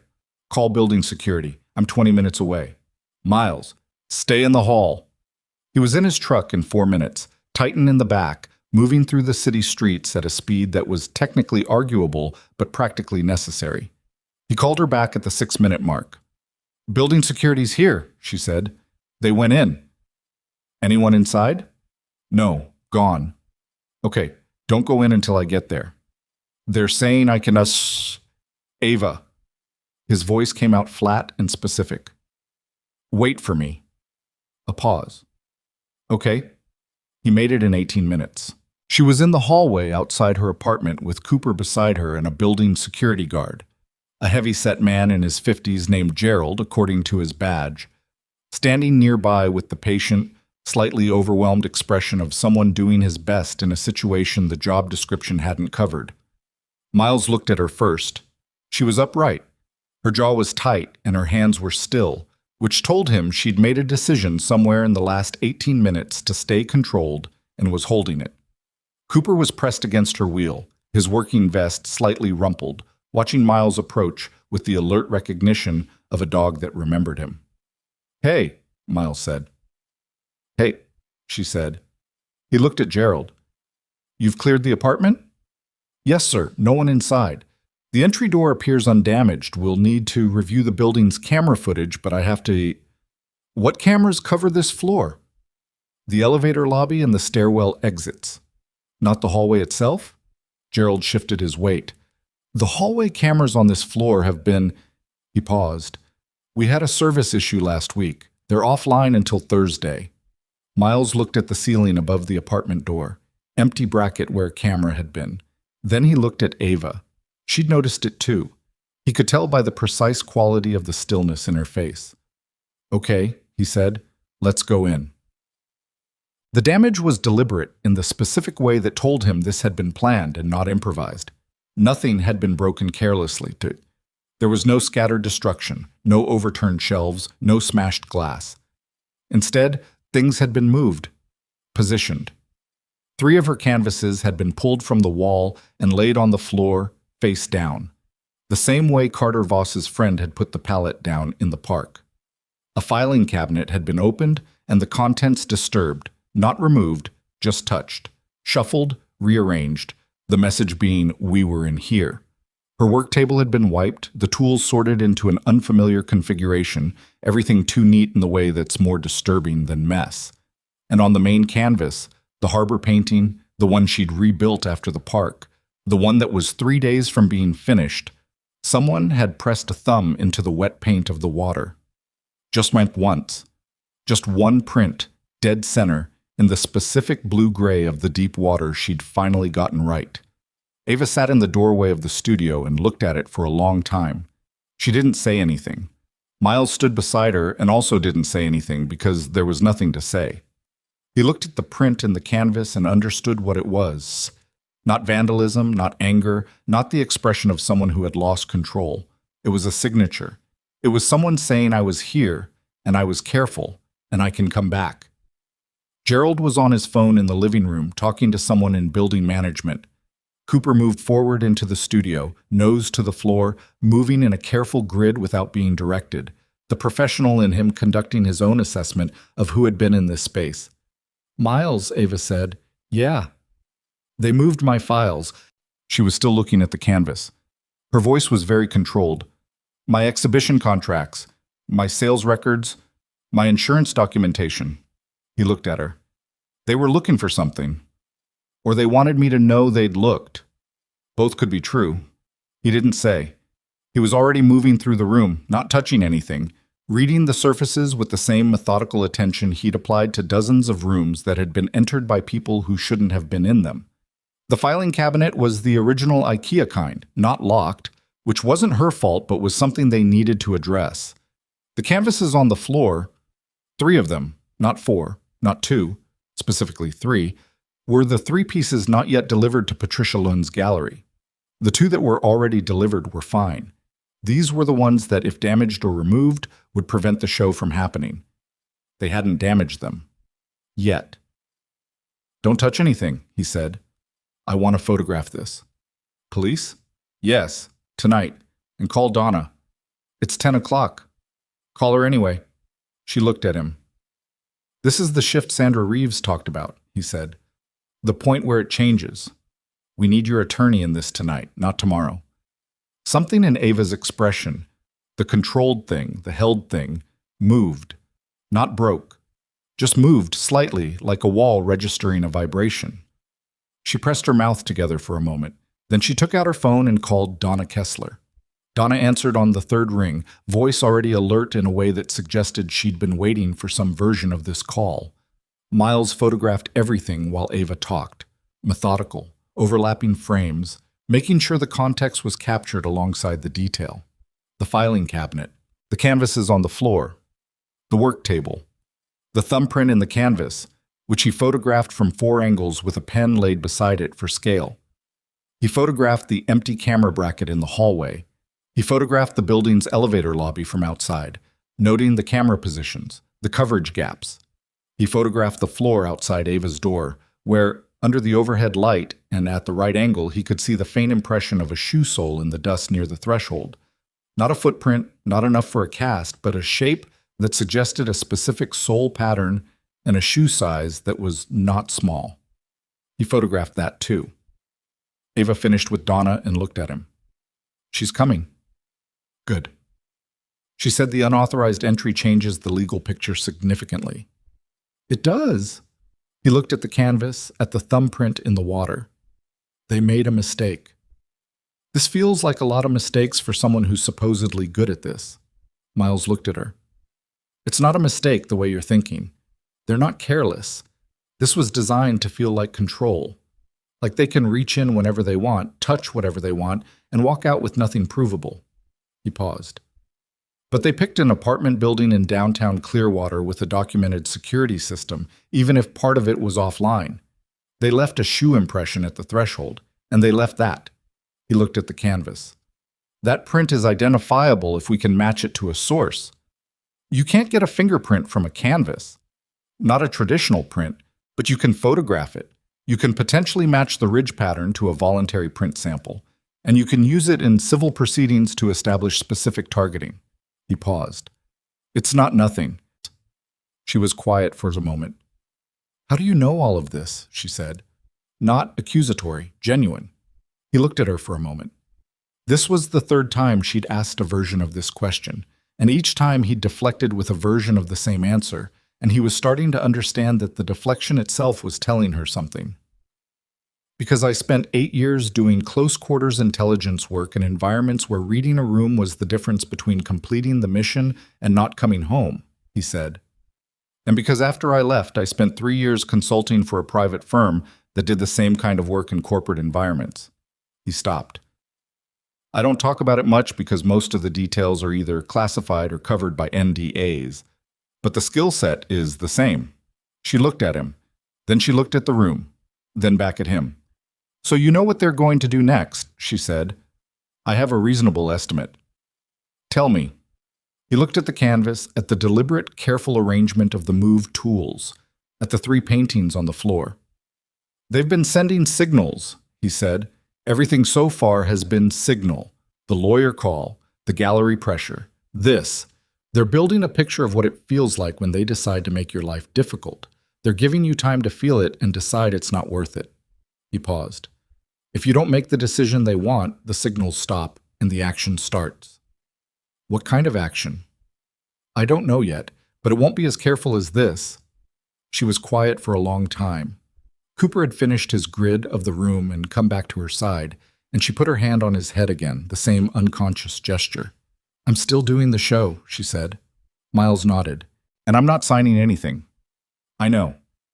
So what do we do? He looked at the room, ran the variables, the 7 days until the show. Donna Kessler arriving tonight, which meant legal documentation of the break-in within the hour. The shoe impression at the threshold. The thumbprint. Gerald from building security, who was still on his phone in the living room, which meant this was being officially logged. We stop waiting for them to move, he said. We make our own move first. She looked at him. What does that mean?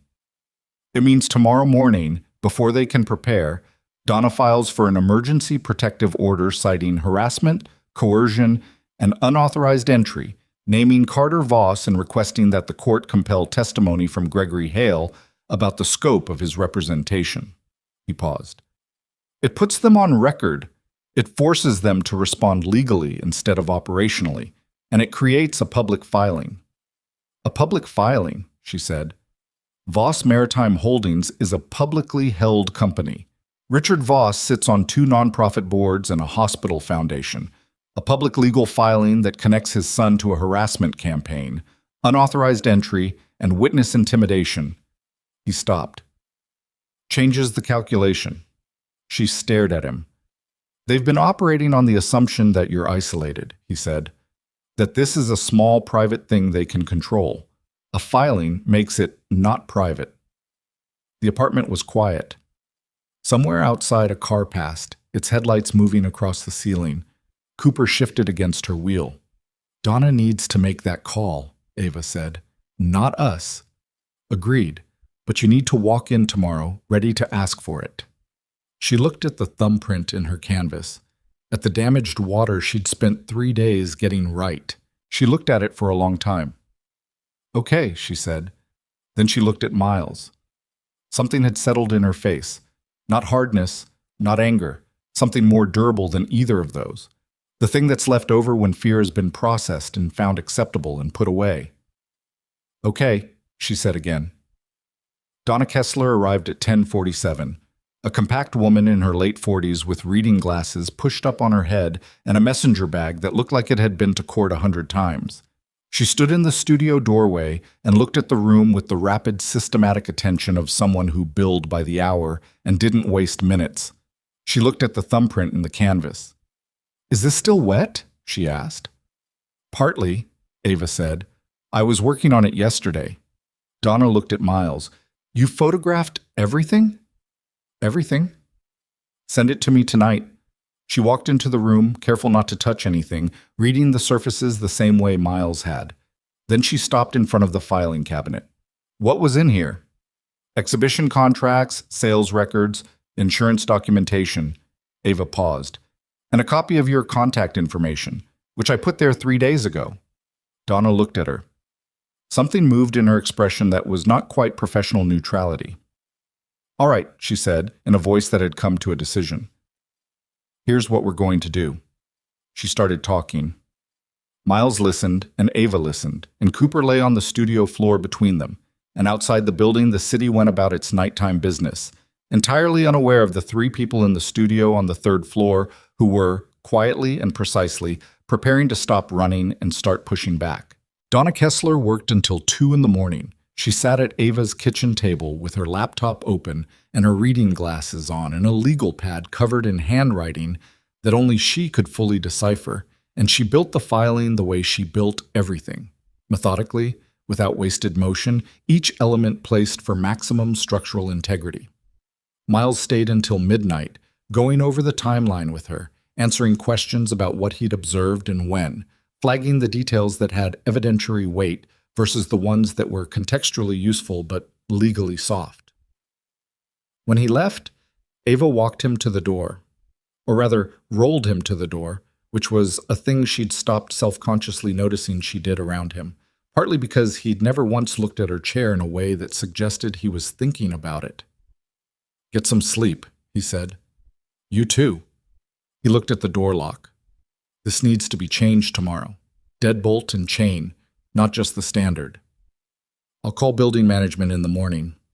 Call them at 8, he said. Don't let it be an afternoon thing. She looked at him. He was standing in the hallway under the fluorescent light that made everyone look slightly ill, his jacket on, Titan sitting at his left knee, and he had the particular expression she'd come to associate with him.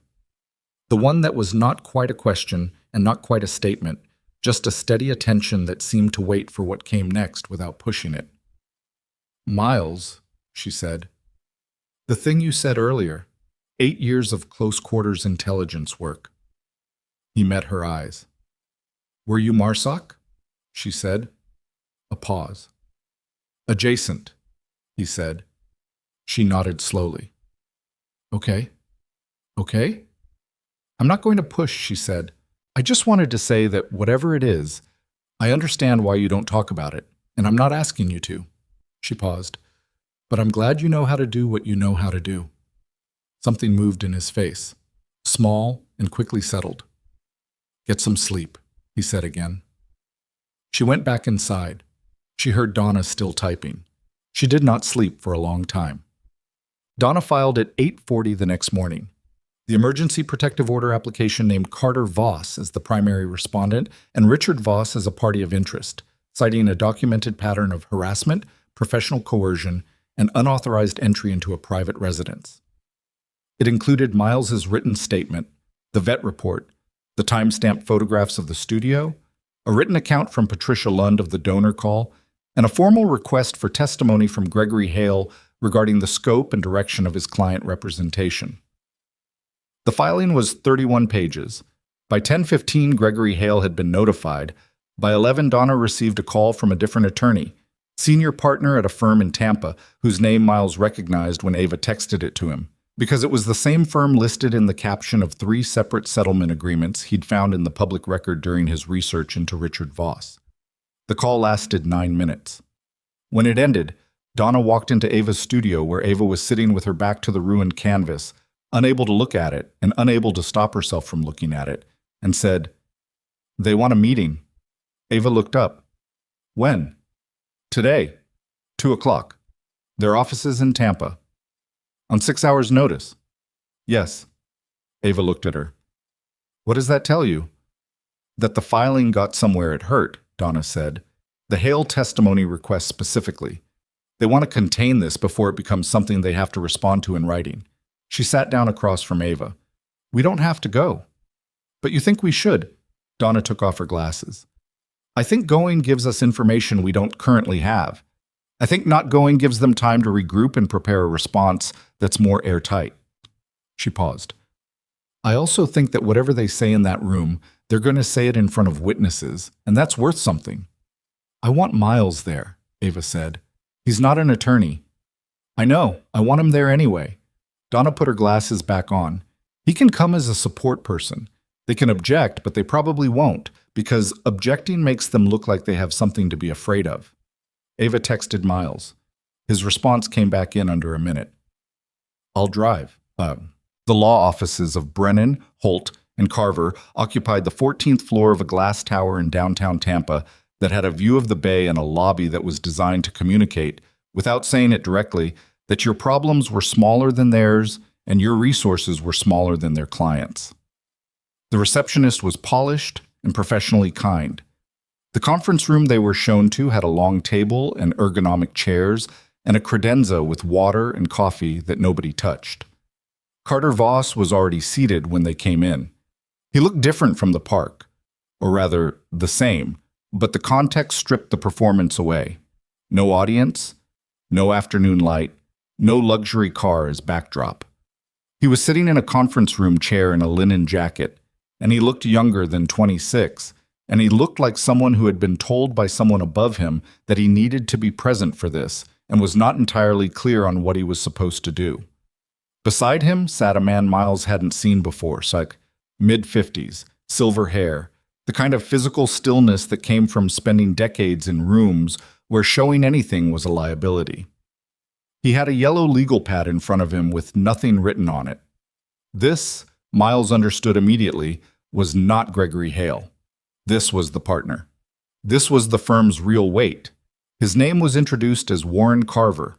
On Ava's side of the table, Donna on her left, Miles on her right, Cooper beneath the table with his chin on Ava's foot. The building was accessible. She'd noted this without commenting, and Miles had noted that she'd noted it. Warren Carver looked at Miles. "Mr. Walker, I understand you're here in a support capacity." "That's right." "Not as a legal representative." "No." Carver nodded once, as if filing this away. He looked at Donna. "Ms. Kessler, the filing this morning?" "Yes," Donna said. "It's aggressive."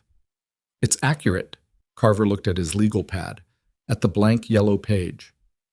"My client recognizes that the events at Clearwater Harbor last Thursday were regrettable." Carter's jaw moved slightly at the word regrettable. the small, involuntary reaction of someone who'd been briefed on a script he hadn't written. Regrettable, Donna said. Okay. He'd like to resolve this matter in a way that's... Before we talk about resolution, Donna said, I need to understand something. Your firm represents Carter Voss. Does it also represent Richard Voss? A pause. Carver's expression didn't change. I'm not in a position to discuss, because the donor call to Patricia Lund's gallery came from a representative of the Voss Family Foundation, Donna said. Not from Carter personally, and the resources required to identify my client's contact information, her attorney's information, and Mr. Walker's identity within 48 hours of a park incident suggest organizational capacity that exceeds what a 26-year-old acts with independently. She paused. So I'll ask again. Who are we actually talking to right now? Silence. Carter looked at Carver. Carver did not look back. We're here to discuss resolution of Ms. Reynolds' claims, Carver said. Then let's discuss, Donna said. But I want it understood that we know the shape of this. And the filing this morning reflects that understanding. Another silence. Miles watched Carver process this. The small recalibration behind the professional composure, the adjustment of the approach. What does your client want? Carver said. Donna looked at Ava. Ava had been quiet since they sat down. She'd looked at Carter once, briefly, when they came in, and then she'd looked at the table and not at him, which Miles had understood was a deliberate choice. Not avoidance, management. She was not going to let Carter's presence in the room be the thing she responded to. She was going to respond to the situation. I want the show to go forward, she said, without interference. That means the gallery donor relationship with the Voss family stays exactly as it is, and no one from your client's organization contacts Patricia Lund or anyone associated with that gallery again. I'm not finished, Ava said, in a voice that was quiet enough to require attention. I want written acknowledgement that the contact to Ms. Lund constituted an attempt to interfere with a professional relationship. Not from you, signed by your client. Carter's head came up. And I want the building management company that services my apartment building to conduct a full security audit funded by your client and to install functioning cameras on every residential floor. She paused. Including the one whose cameras were offline the night someone entered my studio. Carver looked at her for a moment. You're alleging that my client was involved in... I'm not alleging anything, Ava said. I'm telling you what I want. What I'm alleging is in the filing. Miles watched Carter. Something was happening in the younger man's face. Not anger, or not only anger. Something more confused than that. Like a person who had entered a room expecting a specific version of events and found the furniture rearranged. The acknowledgement isn't something my client is in a position to... Carver started. Then we're done here, Donna said, and began to close her folder. Wait. This was Carter. Everyone at the table looked at him, including Carver, whose expression suggested that Carter speaking was not part of the plan. Carter was looking at Ava. Can I talk to her without... He gestured vaguely at Carver and Donna. Carver put his hand flat on the table. Carter? 2 minutes, Carter said. He was still looking at Ava. Please. Ava looked at Donna. Donna's expression communicated several things simultaneously. Professional skepticism, a reminder that she didn't have to agree to this, and a barely perceptible nod that said, your call.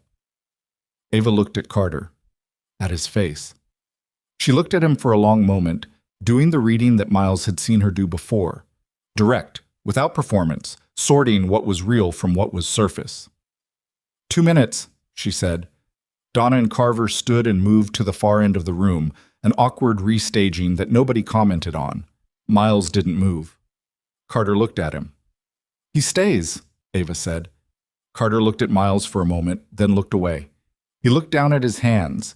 He had his father's jawline and someone else's eyes. Lighter, less settled, the eyes of someone who was not yet sure what kind of person he was going to turn out to be. I didn't plan for it to go as far as it went, Carter said. Miles said nothing. At the park, Carter said.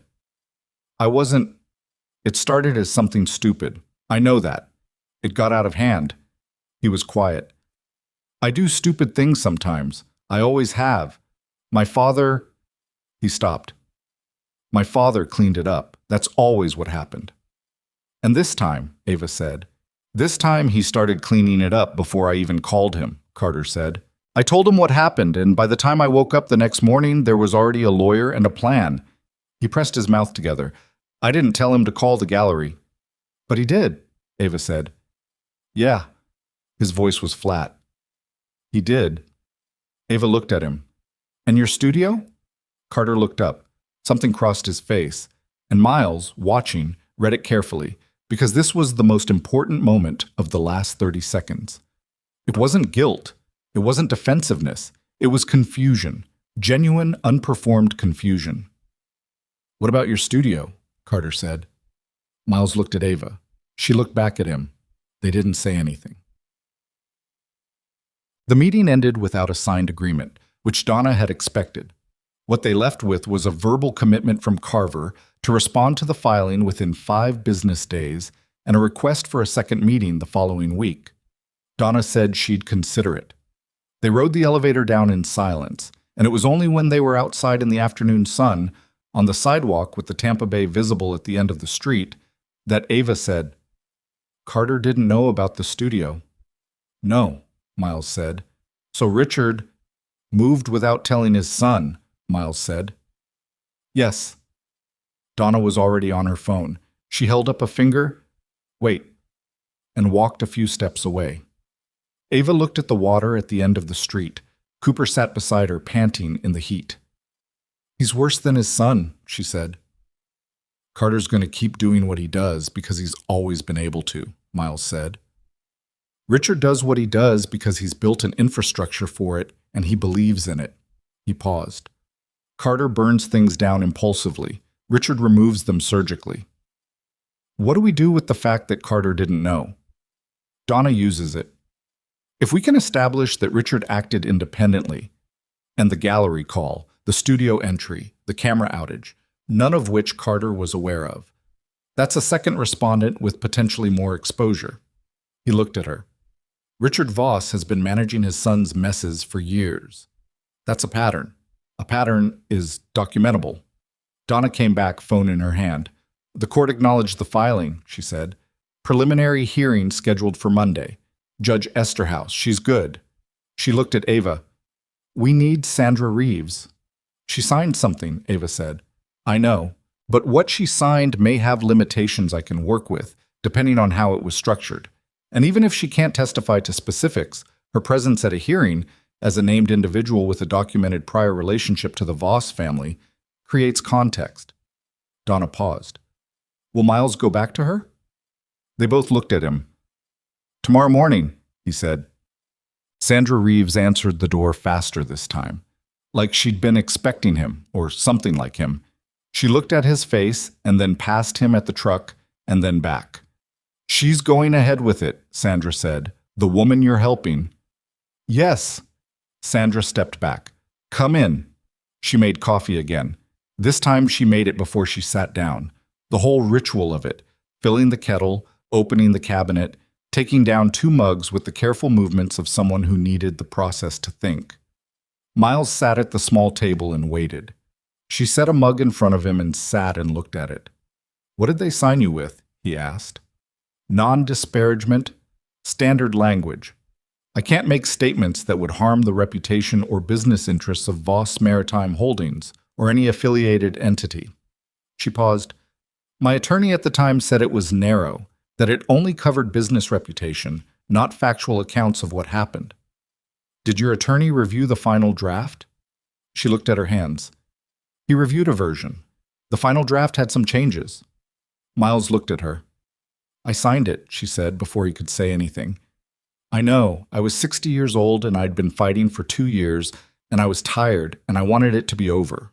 Her jaw tightened. "I'm not proud of it." "I'm not judging it," he said. "I need to understand what you can and can't say." "I can't say anything that makes them look bad for business," she said. "I can say what happened. I can say what I observed. I can say that I was pressured and that I sold under duress." She looked at him. "My attorney now, the one I got after, who looked at what I signed, says the duress piece is arguably outside the NDA's scope, but I'd have to be willing to risk a lawsuit to find out. Miles looked at her. If there's a court proceeding, you could be subpoenaed. I know. And a subpoena overrides an NDA. She was quiet for a moment. I know that too. She looked at her mug. Does she know what she's walking into? More every day. Sandra nodded slowly. How old did you say she was? 30. Another nod. She turned her mug in her hands. After I sold, I drove past the property once, about a year later. They'd built a storage facility on it. My father built that house. She stopped. I don't want to think about it most days, but some days I can't stop. Miles didn't say anything. He'd learned a long time ago that some moments didn't need bridging. If there's a subpoena, Sandra said, I won't fight it. That may be all we need. She looked up. Will it be enough? For her? He thought about Ava in that conference room. Her voice, the specific quiet of it, the way she'd looked at Carter and then not at Carter, the way she'd said I'm not finished and meant it in a way that made the room recalibrate. I think she's going to be okay, he said, but I'd feel better with you in the record. Sandra was quiet for a long time. Then she said, Tell me about her. So he did. He sat in Sandra Reeves' small kitchen with the lake visible through the window and coffee going cold in front of both of them, and he told Sandra about Ava, about the painting and the wheelchair and Cooper, and the way she'd sat in her studio doorway looking at the thumbprint in her canvas with her face controlled and her hands still, and then looked up at him and said, Okay. Sandra listened to all of it. When he finished, she looked out at the lake for a while. She sounds like someone worth the risk, she said. She is, he said. He drove back to Clearwater with the afternoon light stretching long across the highway, and Titan asleep in the back seat and his phone buzzing on the seat beside him. Donna, then Ava, then Donna again. He let them go to voicemail on the highway, then pulled off at a rest stop north of Clearwater and sat in the truck in the heat and listened to them in order. Donna first. Carver called. They want to pull Richard Voss out of the filing. They're offering to make Carter personally available for a deposition if we withdraw Richard's name. I told them I'd discuss it with my client. Call me. Then Ava. Donna told me about Carver's call. I'm not withdrawing Richard's name. Call me when you're back. Then Donna again. Your client texted me before I could call her. She said no to withdrawing Richard. I agree with her, for what it's worth. But Miles, this is going to accelerate things. Carver pulling Richard means Richard is scared of the record, which means the record is working, which also means he's going to try something before Monday. A pause. Be careful. Miles sat in the truck at the rest stop with the engine off and the heat coming in through the vents and read through the text thread Ava had sent alongside the voicemails, a timeline she'd compiled, organized, with the exactness of someone who'd been paying close attention for a week to everything that had happened and when. She'd built it herself, without being asked. He read it twice and thought about Sandra Reeves saying she sounds like someone worth the risk.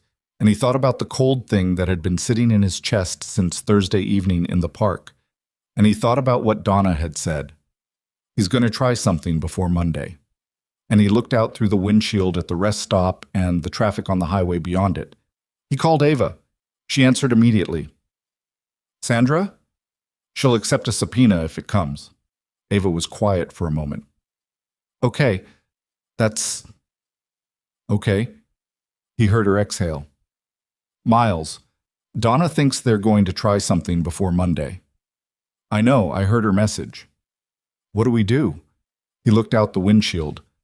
How's the lock situation? Building management sent someone at noon, new deadbolt, chain, the whole thing. Patricia Lund? She's documenting everything. She emailed me a written account of the donor call, time-stamped, 3 pages. Good. He paused. I want you to stay somewhere else this weekend. Silence. Miles, not permanently. 2 nights, Friday and Saturday. He paused. Not because I think they're going to come back to the studio. I think they're smarter than that now. But because I want you in a location that's not on their map while we get to Monday. Another silence. Longer.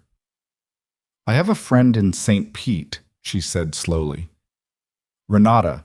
She has a ground floor place. She's been asking me to come over for months. Does she know the Voss name? No. Don't tell her. Just go. Ava was quiet for a moment.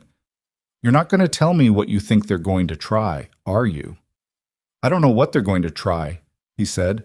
That's the honest answer. But I know the pattern and the timeline and the pressure, and I know that men who've been doing this for years have a specific response when they realize the person they're pressuring has better legal tools than they expected. He paused. I'd rather you be somewhere they're not looking while I figure out the next piece. And what are you going to be doing? He looked at the highway. I'm going to be very visible, he said, near your building. Miles. Her voice was different, not softer exactly, more direct in a way that cut through the professional.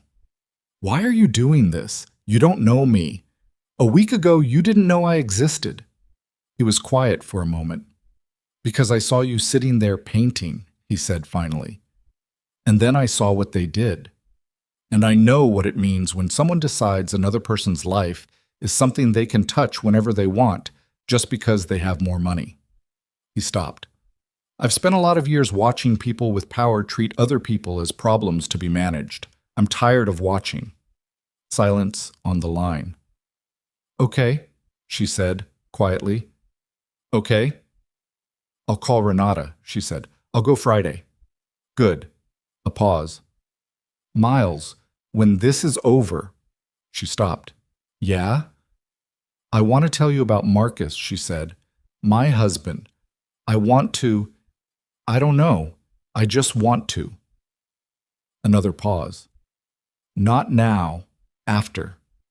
He looked out through the windshield at the long, flat line of the Florida afternoon. After, he said.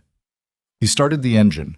He drove back toward Clearwater in the thickening afternoon light, thinking about Monday and the filing and Richard Voss reading a 31-page document that had his name in it. Thinking about Carter Voss in that conference room, genuinely confused about the studio, genuinely unaware of what his father had done. Thinking about Sandra Reeves saying, "Don't let your person do it alone."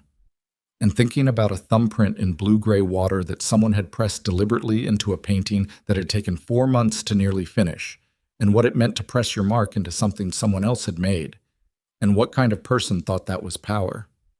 He pulled into Clearwater as the light went gold. He parked 2 blocks from Ava's building, in a spot with a sight line to the entrance, and he sat in the truck with Titan and waited. Nothing happened. Friday came. Ava went to Renata's in St. Pete, texted him when she arrived, sent one more text at 9:30 that said only, "Cooper likes it here." He found a sunny spot immediately. Miles read it at the kitchen table of his house and almost smiled. Saturday passed quietly. Sunday morning, Miles was in his truck outside Ava's building at 6 a.m. when his phone rang. Number he didn't recognize. He answered anyway. A man's voice. Older. Measured, in the way that people who had made a lot of decisions about other people's lives learned to be measured. "Mr. Walker," the voice said. "My name is Richard Voss. I was hoping we could have a conversation." Miles looked at the entrance of Ava's building, at the street, at the ordinary quiet Sunday morning that had no idea what it was sitting in the middle of. "All right," Miles said. "I understand you've been spending a considerable amount of time on my son's situation," Richard said. "I respect the commitment. I'd like to meet you in person." "When?" "This morning," Richard said. "I'm in Clearwater." Miles looked at the building, at the new deadbolt he'd had installed, at the cameras on the lobby entrance, working, recording, time-stamped. "Where?" Miles said. Richard Voss chose a waterfront cafe 3 blocks from Ava's building, which Miles noted was either coincidence or a message, and he'd stopped believing in coincidence 4 days ago. He was already seated when Miles arrived. A man in his early 60s, silver-haired, wearing a pale blue shirt with no tie, the studied casualness of someone who wanted you to believe this was informal. He had a coffee in front of him and his hands flat on the table, and the specific stillness of a man accustomed to being the one who set the terms of every room he entered. He looked at Miles, then at Titan, who sat beside Miles's chair. "Thank you for coming," Richard said. Miles sat down. Didn't order anything. "What do you want?" Richard looked at him for a moment, reading him, the same way Carter had tried to read him in the park, except Richard was considerably better at it. I want to understand what it's going to take to resolve this quietly. It stopped being quiet when someone entered her apartment, Miles said. Something moved in Richard's face, a small compression around the eyes. I don't know what you're referring to. Okay, Miles said. Silence. Mr. Walker, Richard said, I've done some research on you, your service record, your consulting work after. He paused. You're not an unintelligent man. You understand how these situations work. My son made a poor decision in a public park. That decision has consequences, and I'm prepared to address those consequences substantively. What I'm asking is whether there's a version of this that doesn't require a courtroom. Miles looked at him. That's not my call. No, but you have influence with Ms. Reynolds. She has an attorney, Miles said. Talk to Donna Kessler. I'm talking to you, Richard's voice stayed even, because you're the variable I didn't account for, and I'd like to understand what you want out of this. Miles looked at him for a long moment, at the careful face, the flat hands, the pale blue shirt, at the man who had built 30 years of infrastructure for making other people's problems disappear and genuinely couldn't understand why it wasn't working this time. I don't want anything from you, Miles said. That's not a negotiating position. That's just the truth. Richard looked at him. She wants the show to go forward, Miles said. She wants the acknowledgement. She wants the cameras in her building, and she wants Sandra Reeves to be able to tell her story without getting sued for it. He paused. Give her those 4 things in writing before Monday's hearing, and your name comes out of the filing. Richard was quiet. That's not a complicated offer, Miles said. It's actually generous given what's in that filing. The Sandra Reeves matter is a woman who sold land she didn't want to sell because your organization made her life difficult enough that she ran out of options, Miles said, in the same flat voice he'd used in the park. I know what it was. You know what it was. The question is whether you want a judge to decide what to call it. Silence stretched between them. A boat moved across the water in the middle distance. Somewhere behind them, the cafe was filling with the ordinary sounds of a Sunday morning.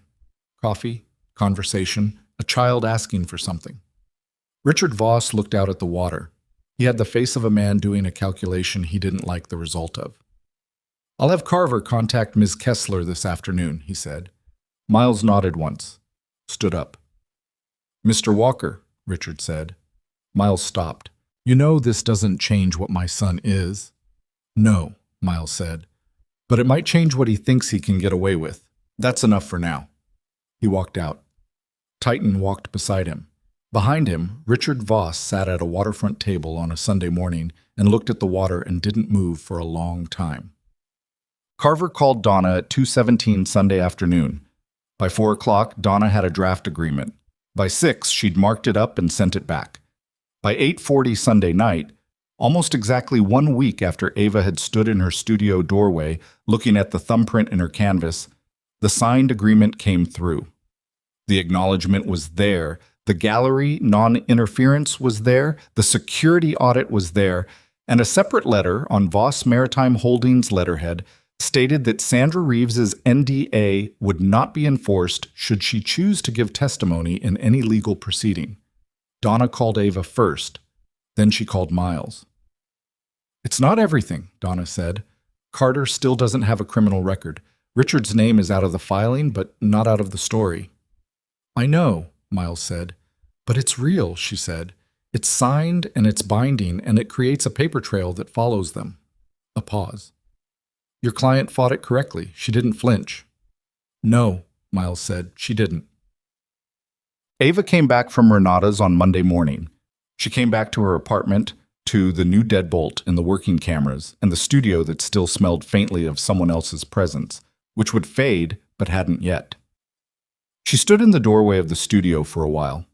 Cooper stood beside her, pressing his side against her wheel. She looked at the harbor painting. The thumbprint was still there. She hadn't touched it. She'd thought about painting over it a dozen times in the past week. She looked at it now, in the Monday morning light, and felt something different than she'd expected. Not rage, not grief, something quieter. She picked up a brush. She didn't paint over the thumbprint. She painted around it, worked the water outward from it, Change the color slightly where the print had disturbed the surface. Let the disruption become part of the composition rather than erasing it. An hour later, the painting was finished. The water looked more real than it had before, more complicated. The light still fell across it in the long diagonal bars she'd been chasing for months, but now there was something in the deep center of it that hadn't been there before, a darkness that made the light mean something. She looked at it for a long time. Then she texted Miles, "Come see it when you have time." He came that afternoon. He stood in the doorway of the studio and looked at the painting. She watched him look at it. He was quiet for longer than she expected. "You kept it," he said. "It's part of it now," she said. He looked at it a while longer. Then he looked at her. "It's the best one," he said. She looked at the painting. "Yeah," she said. "I think it might be." Well, the show opened on a Thursday evening in late August, 3 weeks after a park in Clearwater where a wheelchair had been locked and a dog had cried out and a man on a running path had heard it. 5 paintings. Small gallery. Maybe 60 people through the door over the course of the evening. Not a crowd that changed careers, but a room that felt full in the right way, the way of people who'd come because they wanted to be there rather than because they had to be. The harbor painting sold before 8 o'clock. Patricia Lund found Ava near the end of the evening and pressed her hand once without saying much, which was enough. Donna Kessler came with a friend and stayed longer than she'd planned. Sandra Reeves drove up from Polk County and stood in front of the harbor painting for a long time. And when Ava introduced herself, Sandra looked at the thumbprint that had become part of the water and said quietly, "Good."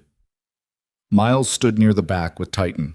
The gallery had made an exception, without much argument, when Donna mentioned the service dog and watched the room. At some point, Ava navigated through the crowd to where he was standing, Cooper beside her, the gallery light catching his amber fur. "Thank you for coming," she said. "I wouldn't miss it," he said. She looked at him. "I told you I wanted to tell you about Marcus," she said. "After." "You did." "It's after," she said. He looked at her. At the room behind her, the paintings on the white walls, the people moving through the small, lit space. "Okay," he said. "Not tonight," she said, "but soon. Whenever you're ready." She looked at him for a moment longer. The same reading look, the one that had gotten good at seeing past the surface. Then she looked back at her paintings on the wall, and something moved through her face that wasn't quite happiness, and wasn't quite peace, but was something durable that those two things were made of. "Miles," she said. "Yeah." "You okay?" He considered it honestly, the way she deserved. "Getting there," he said. She nodded once. Then she turned back to her room and her paintings and her people. He watched her go. Titan pressed his side briefly against Miles's knee. Outside, the August night was warm and soft, and the city carried on in all its ordinary noise, entirely unaware that in a small gallery on Cleveland Street, a woman who had been told, by accident and cruelty and the long weight of loss, that she was something to be managed, had put her work on a wall and made the world look at it. She had not asked permission. She had not waited to be saved. She had simply refused to disappear, and that, in the end, was the only power that had ever mattered.